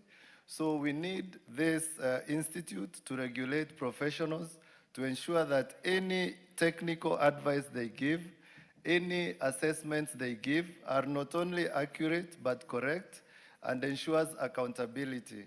This bill is long overdue. It's actually quite timely, and I urge my colleagues to support this bill because environmental professionals play a key role, especially being that they are at an intersection between even public safety and policy as well. So when we have professionals that are regulated by a body that ensures anytime you go for licensing, you are even required to do courses that ensure professional development, because the world is changing, the world is dynamic, technologies are changing, interventions and policies are changing. That will ensure we are protected as citizens. We also ensure that the professionals, as they do their work, this environment professionals have actually, they are faced with many issues of conflict of interest, because you have a professional who is supposed to make a report for a client, which actually may, the report may promote harming of the public. We need to ensure that the professionals are guided by a code of conduct, so that any professional who signs a report that later leads to damage to the environment or hinders public safety, they are held to account. I also support this bill because most professionals today, including medical doctors, engineers, lawyers, accountants, they all have regulatory bodies. And for environmental scientists and professionals who play a really key role in our country, to have no institute regulating their licensing is actually a big gap, and therefore I support this bill and urge members to support the bill to ensure that we protect the future of this nation. And being a member from an area that has a lot of sand harvesting, we actually need these professionals so that we know when to start, when to stop, because again, we have issues like sand harvesting, which are an economic booster to our people, but also harming the environment, causing soil erosion, degradation of rivers. So when these professionals give us advice at the local level, we know when to stop, when to start again, and ensure that we protect the environment. So I support this bill, and I urge members also to support and ensure it's passed so that we regulate professionals in this very important sector in our economy. Thank you, Madam Speaker. Thank you very much, Wamudende, Wamudende, Wamudende, Wamudende. Honorable members, I do not see any further interest in this. Member for Nandi? I guess that will be the last on this. So, Member for Nandi? Thank you, Honorable Speaker, for the opportunity to contribute to this bill that has been brought to this Honorable House by the Honorable George. And Honorable George, we want to appreciate your proactiveness in regards to managing and actually being able to control, properly manage the professionals. Honorable Speaker, it would have been a very great injustice, being a physical planner by profession, not to be able to speak to this matter. And Honorable Speaker, the matters environment are matters that we live with every day. They are matters that affect us every step of the way. And Honorable Speaker, I was comparing what environmental assessment and even protection of the environment in regards to physical planning, which is exactly what happens every time that we want to touch issues to do with the environment. Honorable Speaker, if you look at the two items, physical planning is more proactive, and environmental assessment and actually trying to conserve the environment is a reactive action. And Honorable Speaker, if you asked me today, I would be holding this particular view that if we did physical planning properly because it's proactive, we will definitely be able to protect the environment without having to go through a lot of trouble. And I want to appreciate this, Honorable Speaker, because for the longest time we have had a lot of issues regarding developments that we really so want to have them done in this country and even the world over. But at the center of it, Honorable Speaker, there's always the environmental aspect of it. And this is a very important aspect of everything that we do in this life, Honorable Speaker. And I want to appreciate the Honorable George because this bill, if you look at it, Honorable Speaker, it has been able to speak to so many issues and matters that has been conflicting all the time, Honorable Speaker. I am, however, worried, Honorable Speaker, because if you look at the things that this bill is looking at, and you look at the provisions that are given by NEMA and the regulations that are actually regulating the environmental matters in this country, you see a bit of similarities on them. And Honorable Speaker, I will be very keen to be able to sit through the committee of the whole while this bill is being prosecuted, because, Honorable Speaker, this is an opportunity as a country for us to get it right, for us to be able to bail the cats in the names of the professionals, Honorable Speaker, so that as we do any approvals, whether it is being done by the county government or by the national government, because Honorable Speaker, the physical planning function has been divided according to the two levels of government, the national and the county government. And Honorable Speaker, this bill gives us a perfect opportunity to be able to bail the cat, so that if there is a cat, Honorable Speaker, that makes a mistake in terms of the things that will impact the environment, we are able to then recognize them. We are able to then be able to give a proper punishment, because it is our business, Honorable Speaker, that as we develop our country infrastructurally and every other aspect of the development that we so want as a country, we must be cognizant of the fact that the environment must be protected every step of the way. So, Honorable Speaker, I must say that as a physical planner who is sitting in this house, it will be of interest to me to be able to go through the committee of the whole, so that we have a bill that will be for posterity, Honorable Speaker, that will live beyond us and will help us protect the sanity of the professionalism and finally protect the environment, even as we do the developments that we need to do as a country. I support this bill, Honorable Speaker, and I appreciate the Honorable Member George for having thought about it and brought it to this floor of the House for debate. I support.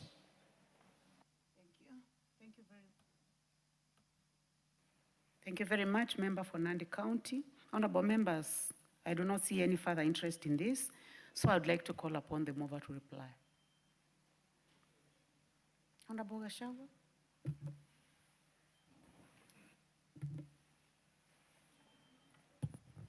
Thank you, Madam Speaker, and from the onset, I want to appreciate and thank all those members who came out to support this bill. It is such an important bill, and I'm quite impressed that members are quite aware of what has not been happening in the field of environment. Madam Speaker, I was quite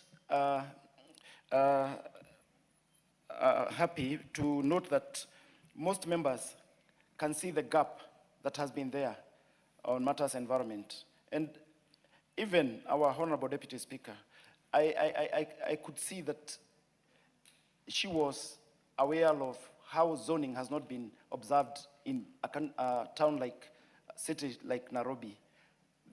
Mostly the boreholes that are being sunk without observing the law. And the buildings that are coming up, say in Kilimani and such areas, without regard of the utilities, without regard of the planned infrastructure. Madam Speaker,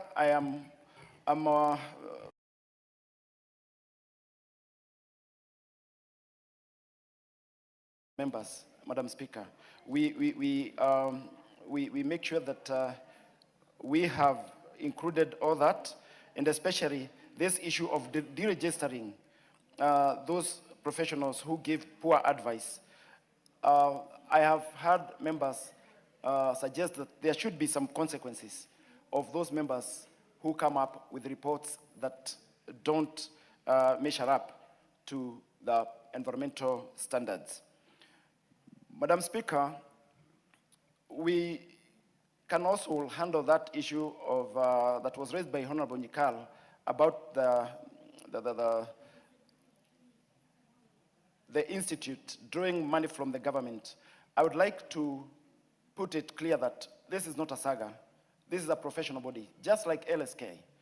And they will be self-regulating themselves. And, Madam Speaker, I want to put it clear that this organization has been there for the last 11 years. It is only that it had not been recognized by law. Madam Speaker, Honorable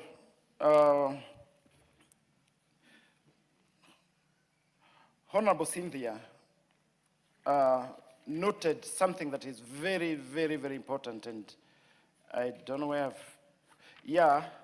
that during the Committee of the Whole House, it will be an opportunity to get it right, matters environment, and to come up with a bill for posterity, and to right what has been wrong all along.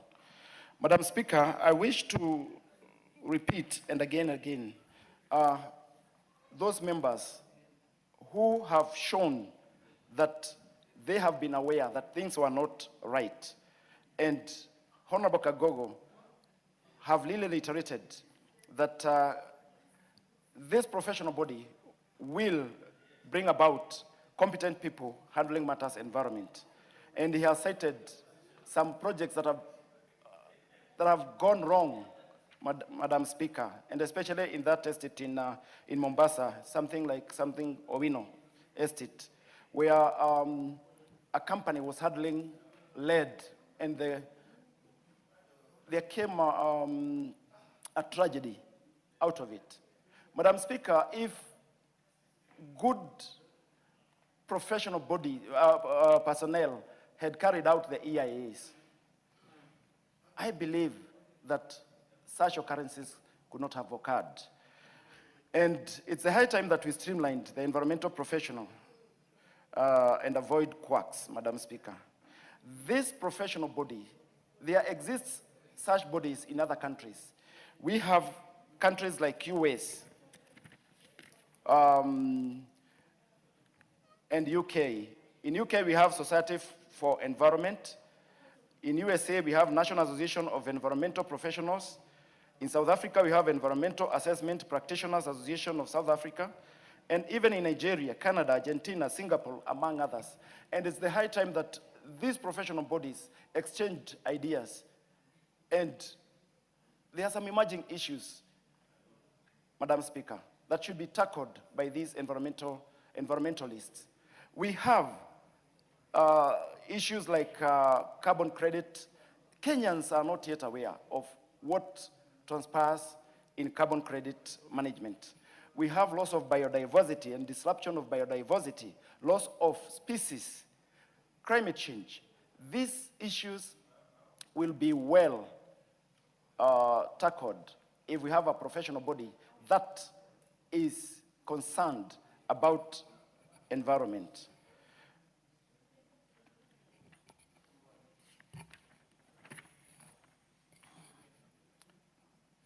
Madam Speaker, this bill has well indicated, pointed out who is to be an environmentalist, because we have had people coming up with reports and appending their signatures to reports that eventually don't measure up to good reports. Madam Speaker, with this one, we'll make sure that the body will make sure that whoever is practicing environmental studies and reports is a bona fide environmentalist. So, Mr. Speaker, I would like to thank the members who participated. What is out of order, member, the new member for Malava? David Ndaku. You have hit the intervention button. The member for... Is there anything out of order? You may stand.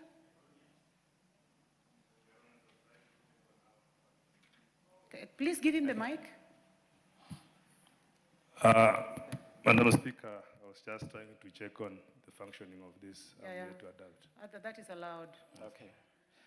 Being a new member, that is allowed. Kindly conclude. So thank you. But when you hit the intervention button, the speaker assumes that there is something out of order. So I think it is important as you learn to know that pressing that button means that you have an intervention. Thank you. You may proceed. So thank you, Madam Speaker. And I would like to once again thank the members who participated. And Madam Speaker, I beg to reply. Thank you. Thank you very much, honorable members. I now put the question that the Environmental Professionals Institute of Kenya Bill, National Assembly Bill number 36 of 2024 be now read a second time. Will as many as of that opinion say aye? Aye. Will as many as of a contrary opinion say nay? The ayes have it. Next order.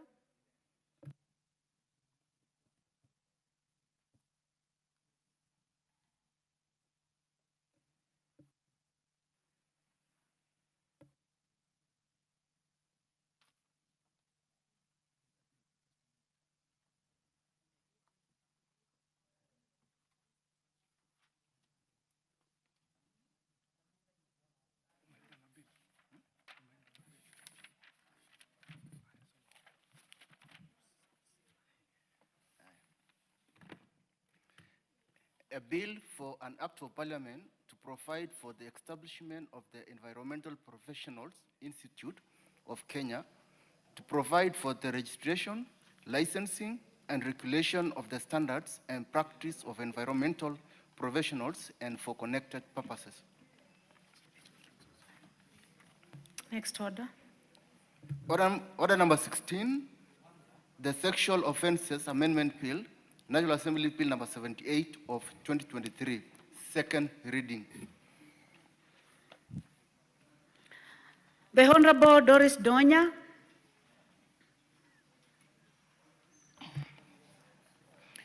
Thank you, Madam Speaker.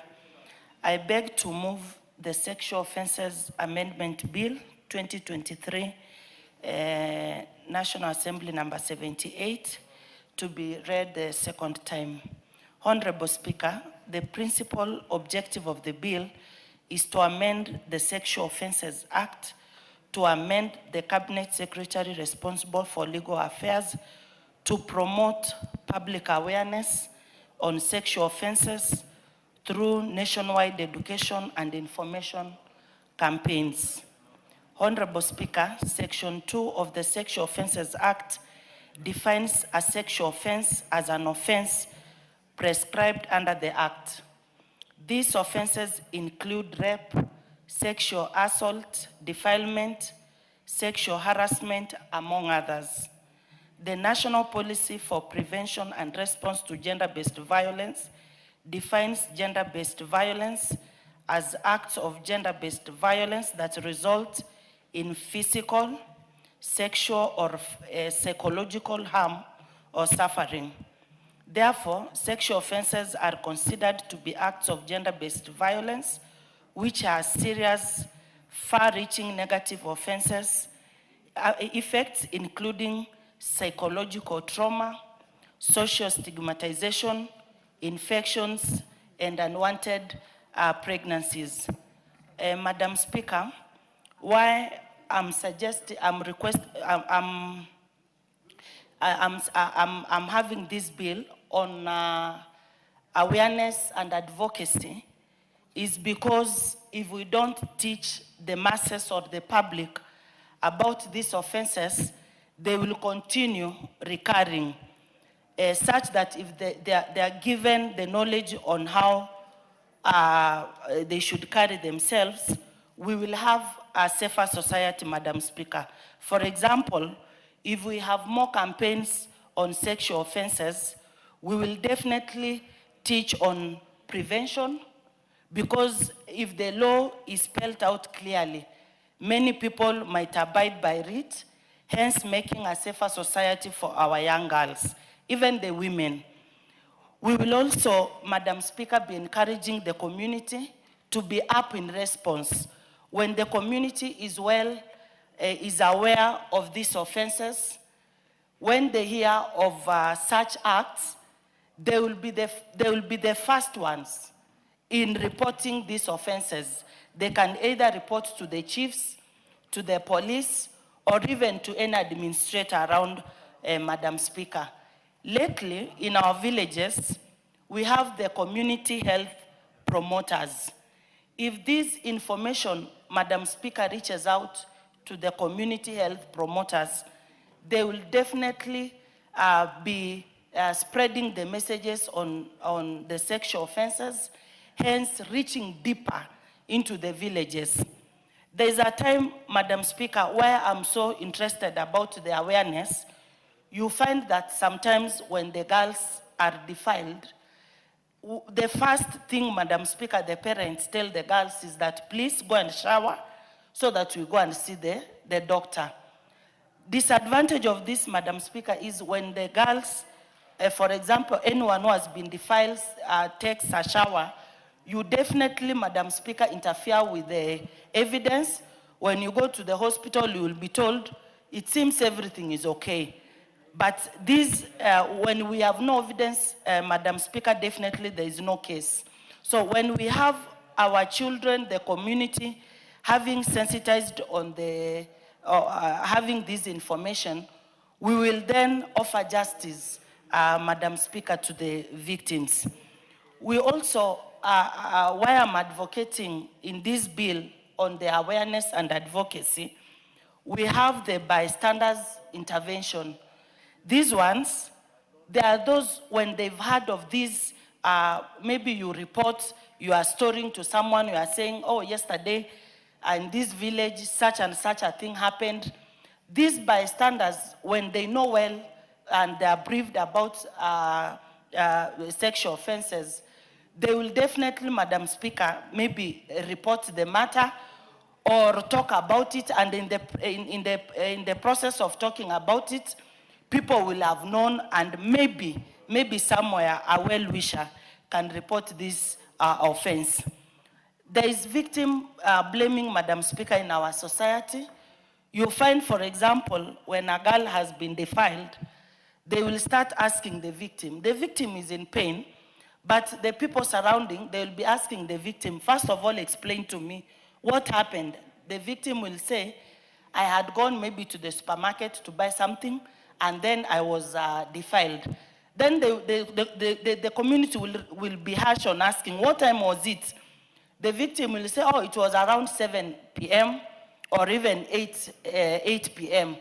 The first instance, the victim will be told, but you are the problem. Why were you out late in the night? Okay, if it's not about the time, Madam Speaker, the victims will be asked, what were you wearing? Then the victim maybe will say, okay, maybe even before the victim explains what she was wearing, she will be asked, were you wearing a short skirt? Were you wearing a tight dress? Then the victim will be told, my friend, you are the reason as to why you were defiled, because you seduced or you looked more ready to be defiled. So such awareness, Madam Speaker, is what is in this bill. The victims must know their rights. There are those who are being, maybe by the uncles or even the parents, who will say, you are not supposed to report. If you report, you are going to bring shame to yourself or bring shame to the community. So the victims in this bill, Madam Speaker, its main intent is that they should be aware, Madam Speaker, of their rights, and they should be encouraged at all times to report such matters. So, Madam Speaker, one of the challenges emerging from the implementation of gender-based violence-related laws, including the Sexual Offences Act, is lack of advocacy and public awareness, which, Madam Speaker, has made me to be brave enough and stand here and say, we should now start from advocacy and awareness.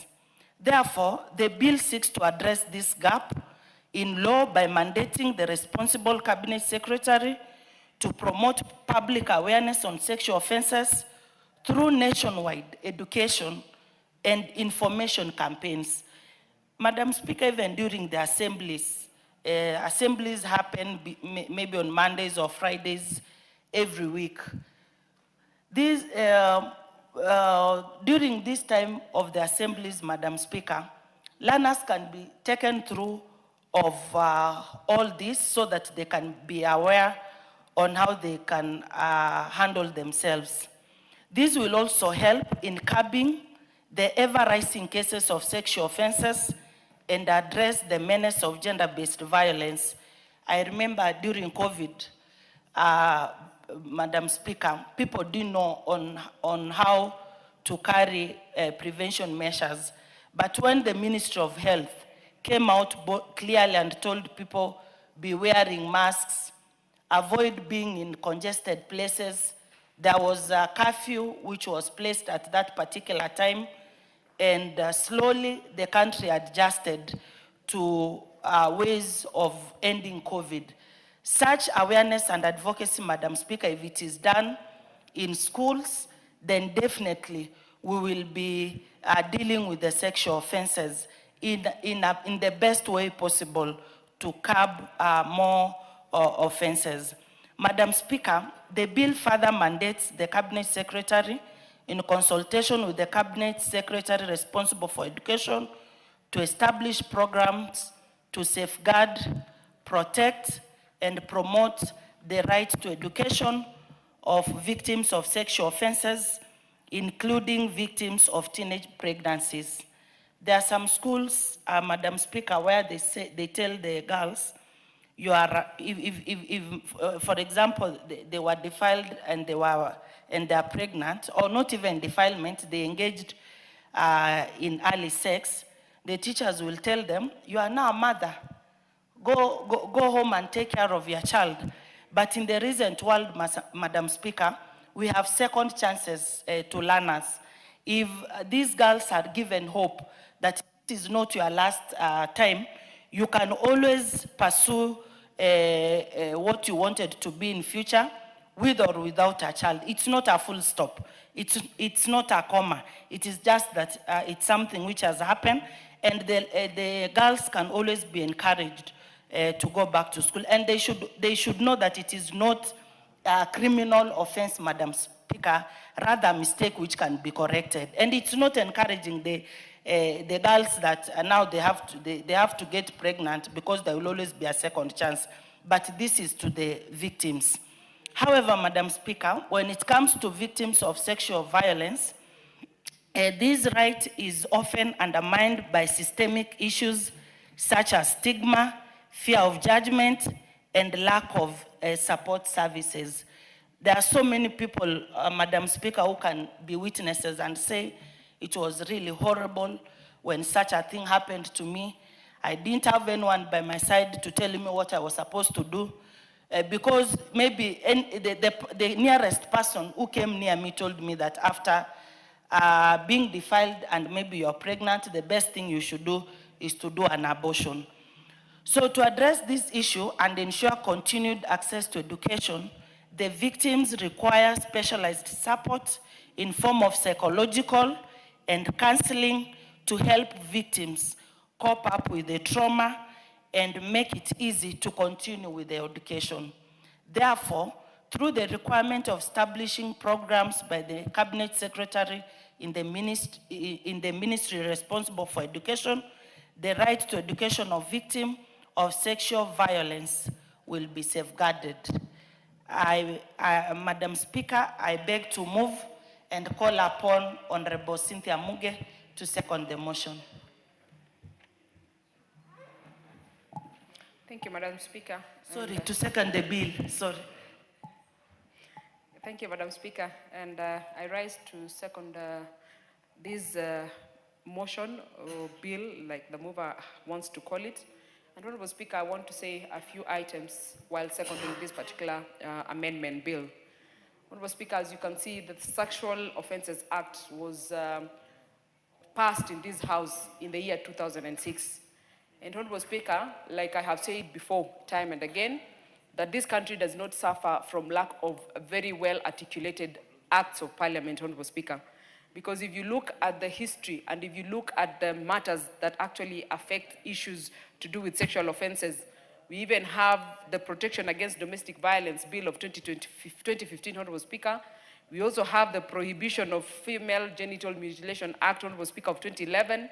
We have the Children Act of 2022, Honorable Speaker, and we even have the Victim Protection Act of 2014. Honorable Speaker, with all these acts of parliament that have been signed, Honorable Speaker, into law, that are supposed to be guiding how to deal with those issues that are affecting the community at large, Honorable Speaker, you wonder why we still have issues. And to pay attention to this particular amendment, Honorable Speaker, of the bill of the Sexual Offences Act 2006, Honorable Speaker, the Honorable Doris Donya, the member for Kisii, Honorable Speaker, has concerns about the low reporting rates of the sexual offences, Honorable Speaker. She has issues with the poor enforcement of these particular laws and policies that have been put in place. Honorable Speaker, she has a problem with victim blaming. Honorable Speaker, you ask yourself, why do we still handle victim blaming? That because you are raped, because you are defiled, we find a reason to actually blame you for having been raped or defiled.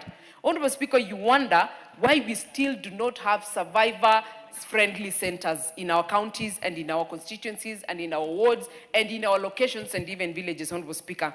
You wonder, Honorable Speaker, why we have all these acts of parliament totaling to more than 6 that are speaking close to the same matter. But, Honorable Speaker, we still lack knowledge on the rights that each and every Kenyan, each and every woman, each and every man in this country has, Honorable Speaker. We also wonder why we still have pathetic coordination between the police, between the health care facilities, and even the judiciary. You wonder why, Honorable Speaker.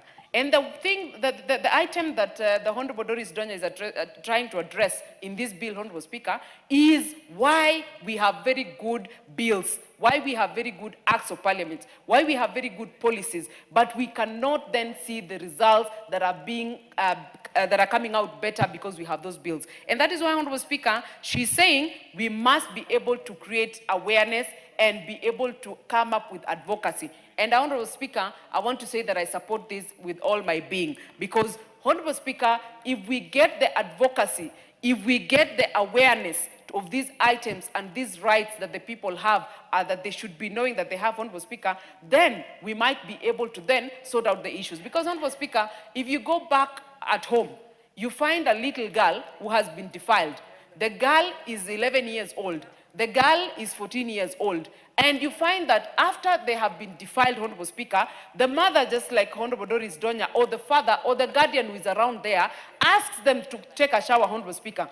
As soon as you take the shower, Honorable Speaker, when you go to report and you tell the police officer that there is a situation, I have been defiled, this girl has been raped, whatever has happened, the first question they would ask you is, we need to be able to take a sample from you. And you go to the hospital. The next question that you ask at the hospital, Honorable Speaker, is, have you showered? And the answer is yes. As soon as your answer turns yes to showering, Honorable Speaker, the case starts becoming crippled. Why? Because they claim that we can then not get the evidence. Honorable Speaker, the reason why the mothers, the reason why the fathers, the reason why the guardians ask these children to be able to shower is because of victim shaming, is because of lack of knowledge, Honorable Speaker. And this particular amendment to this bill is going to finally give us a solution to this, so that every person who lives in this country, Honorable Speaker, can be able to know that when this happens to you, what is the next course of action? When this one is done to you, where do you go next? You get to know the do's and the don'ts when you are in a situation. And, Honorable Speaker,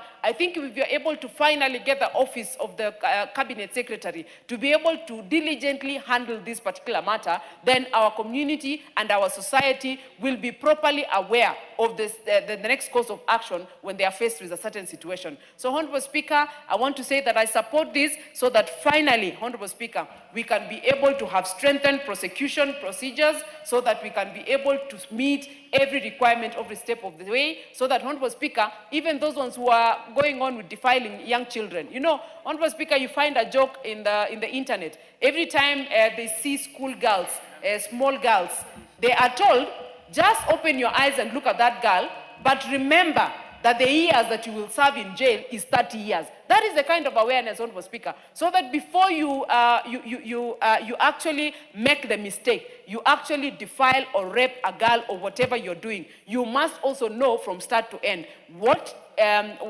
awaits you in the future. So, Honorable Speaker, I support this amendment towards this bill, so that, Honorable Speaker, all the people, all the stakeholders, all the people that have different responsibilities in different sectors can be able to know what is expected of them, and even as a victim, you get to know what is expected of you. If we are able to do this, Honorable Speaker, we'll finally have a better way of implementing the very good acts of parliament that we have in this country, so that we can protect our people, protect our girls, protect our boys, protect the women and the men of this country, Honorable Speaker. With that, Honorable Speaker, I beg to second.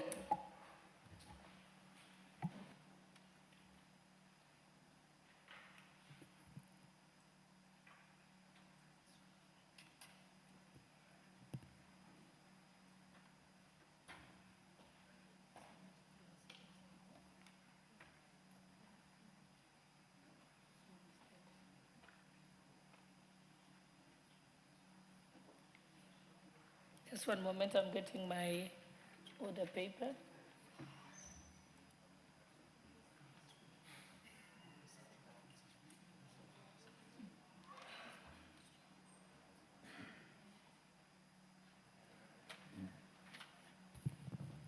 Honorable members, I now propose the question that the Sexual Offences Amendment Bill, National Assembly Bill number 78 of 2023, be read a second time.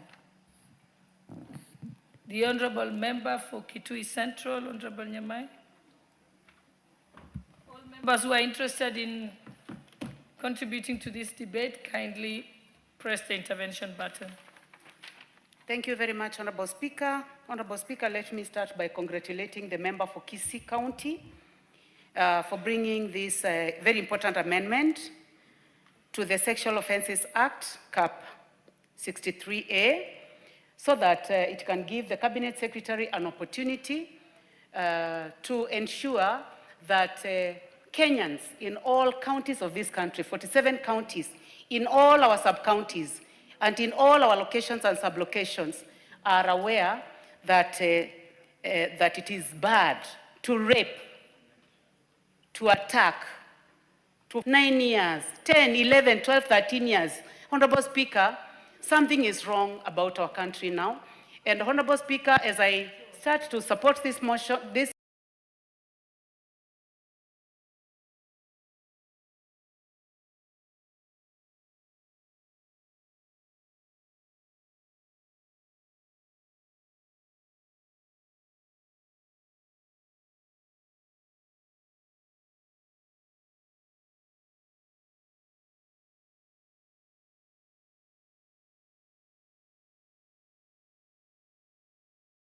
bill, I would like to say that and I fully support this, Honorable Speaker. And Honorable Speaker, I would like to say that GB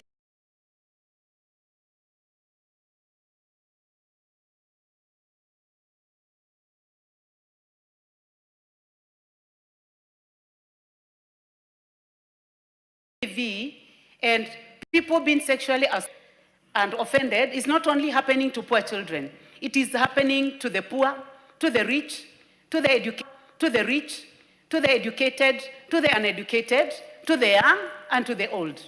And if, Honorable Speaker, one day we were courageous enough to say that anybody who has ever been sexually offended to make their way to the office of the DCC, and people are given an opportunity and told that it will be in confidence, Honorable Speaker, you will be surprised by the kind of people that will walk into that office. The reason as to why they do not do it is because some are ashamed to say that they have been assaulted. People are ashamed to say that they have been raped.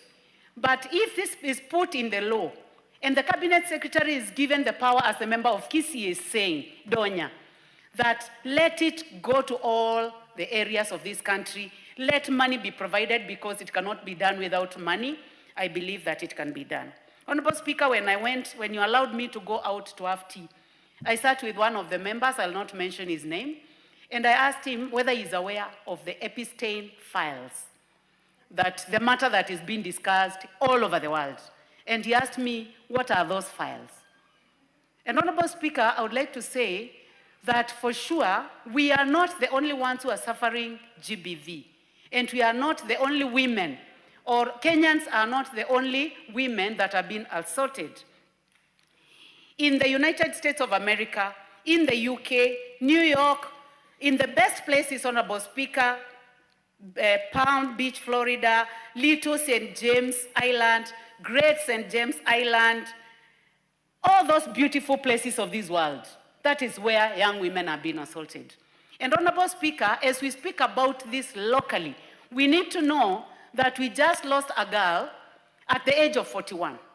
And she was assaulted, raped, misused in the most prestigious and richest estate of the world.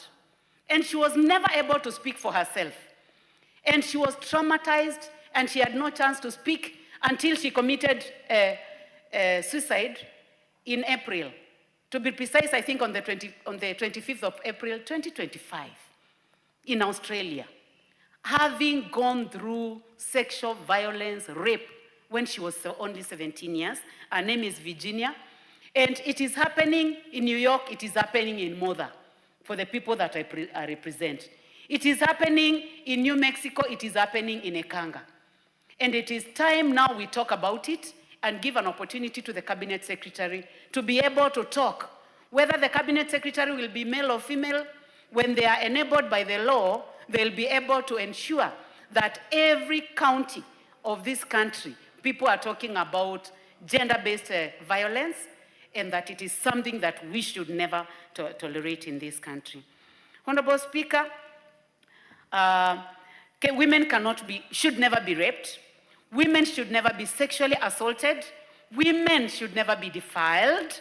Women should never be forced to have sex. And the worst part of all, Honorable Speaker, young children that we have faced, that we have seen. My most recent experience, Honorable Speaker, I got an opportunity to go and present food 2 weeks ago, and the chief of Kanziko told me that there is a girl that we should give food so that she can go home. And the girl she presented was 9 years old, who has been assaulted. And I asked him, what happened to this child? And he told me, this child was raped. And Honorable Speaker, I am sure as a woman, if you saw the way that girl was walking, you would have cried.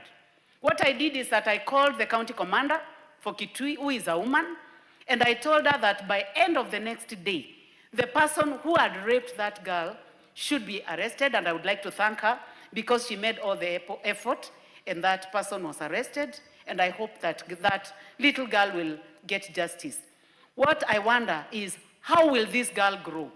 Having known her first experience of sex was by being forced into it by an adult, heavy man. Honorable Speaker, this is terrible, and it must be put in the law, and this House, Honorable Speaker, must appropriate money so that this matter is taken seriously. And I would like to encourage men in Kenya, and men in Africa, and men all over the world. It is better to just engage a woman. Talk to women. Do what is necessary. Do not go to young children who do not have a voice. Children who are 8, 9, 10, 11 years. Take responsibility. And please stop GBV in this country. Thank you very much, Honorable Speaker, for giving me a chance to put my voice into this important matter raised by the member for Kisii. Thank you. I now call upon the Honorable Member for Trans Nzoia, Honorable Sioi, then should be followed by Honorable Jerusha, Member for Nyamira, and then we'll come to Honorable Wamuratha in that order. Thank you, Madam Speaker, for giving me... positive discrimination. Proceed. Thank you, Madam Speaker, for giving me this chance to contribute. I also stand to support the Honorable Member from Kisii for coming up with this bill. Madam Speaker, we have got so many gaps when it comes to sexual offenses. Madam Speaker, just as my colleague has just said here right now, there are so many times when a victim appears to the police station, and probably maybe you have changed, and it was just good that you changed because maybe the clothes you are putting on were already torn. But you are being told that you needed to come as you were, Madam Speaker. And this is so embarrassing because there is no way you can go to the police station with the clothes that are tattered just because you want to prove a point that actually your clothes were torn. So, Madam Speaker, I support this bill by Honorable Donya. And as I just want to remember, there is a clip that was moving around, I think 2-3 years ago from Bomet, where a girl was being raped by 7 boys, and that case did not go anywhere.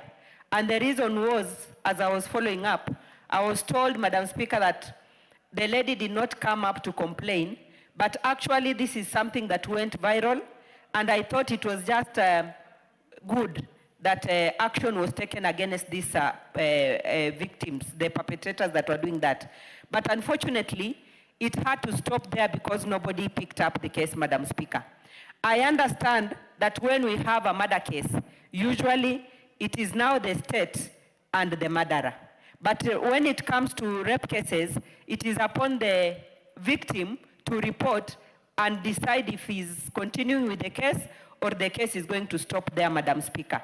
How I wish that we could change the law and take it upon the government that when somebody has been raped or assaulted or defiled, the case is taken by state so that it is upon them to follow up with the case and leave the victim free, so that we get in touch with these people, make sure that the perpetrators have been arraigned in court and even jailed for the cases that they do.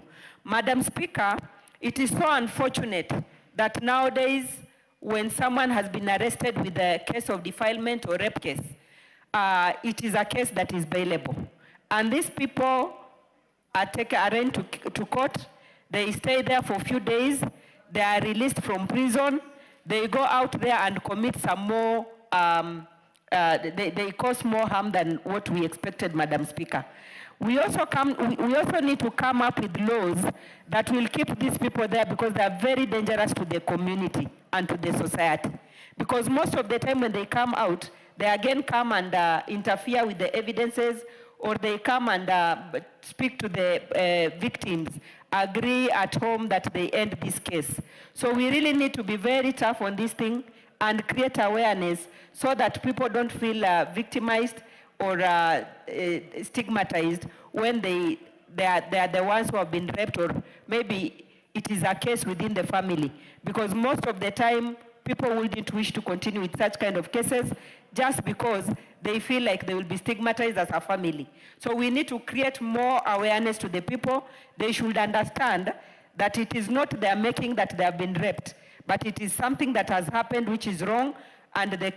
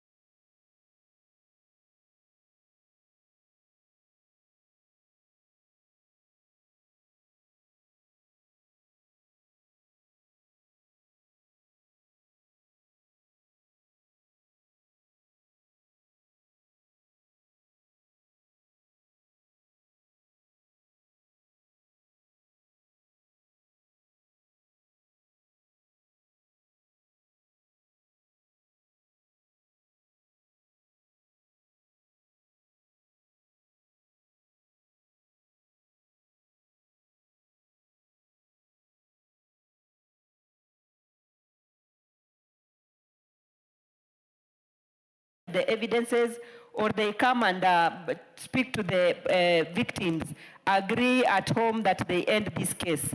So we really need to be very tough on this thing and create awareness so that people don't feel victimized or stigmatized when they are the ones who have been raped, or maybe it is a case within the family.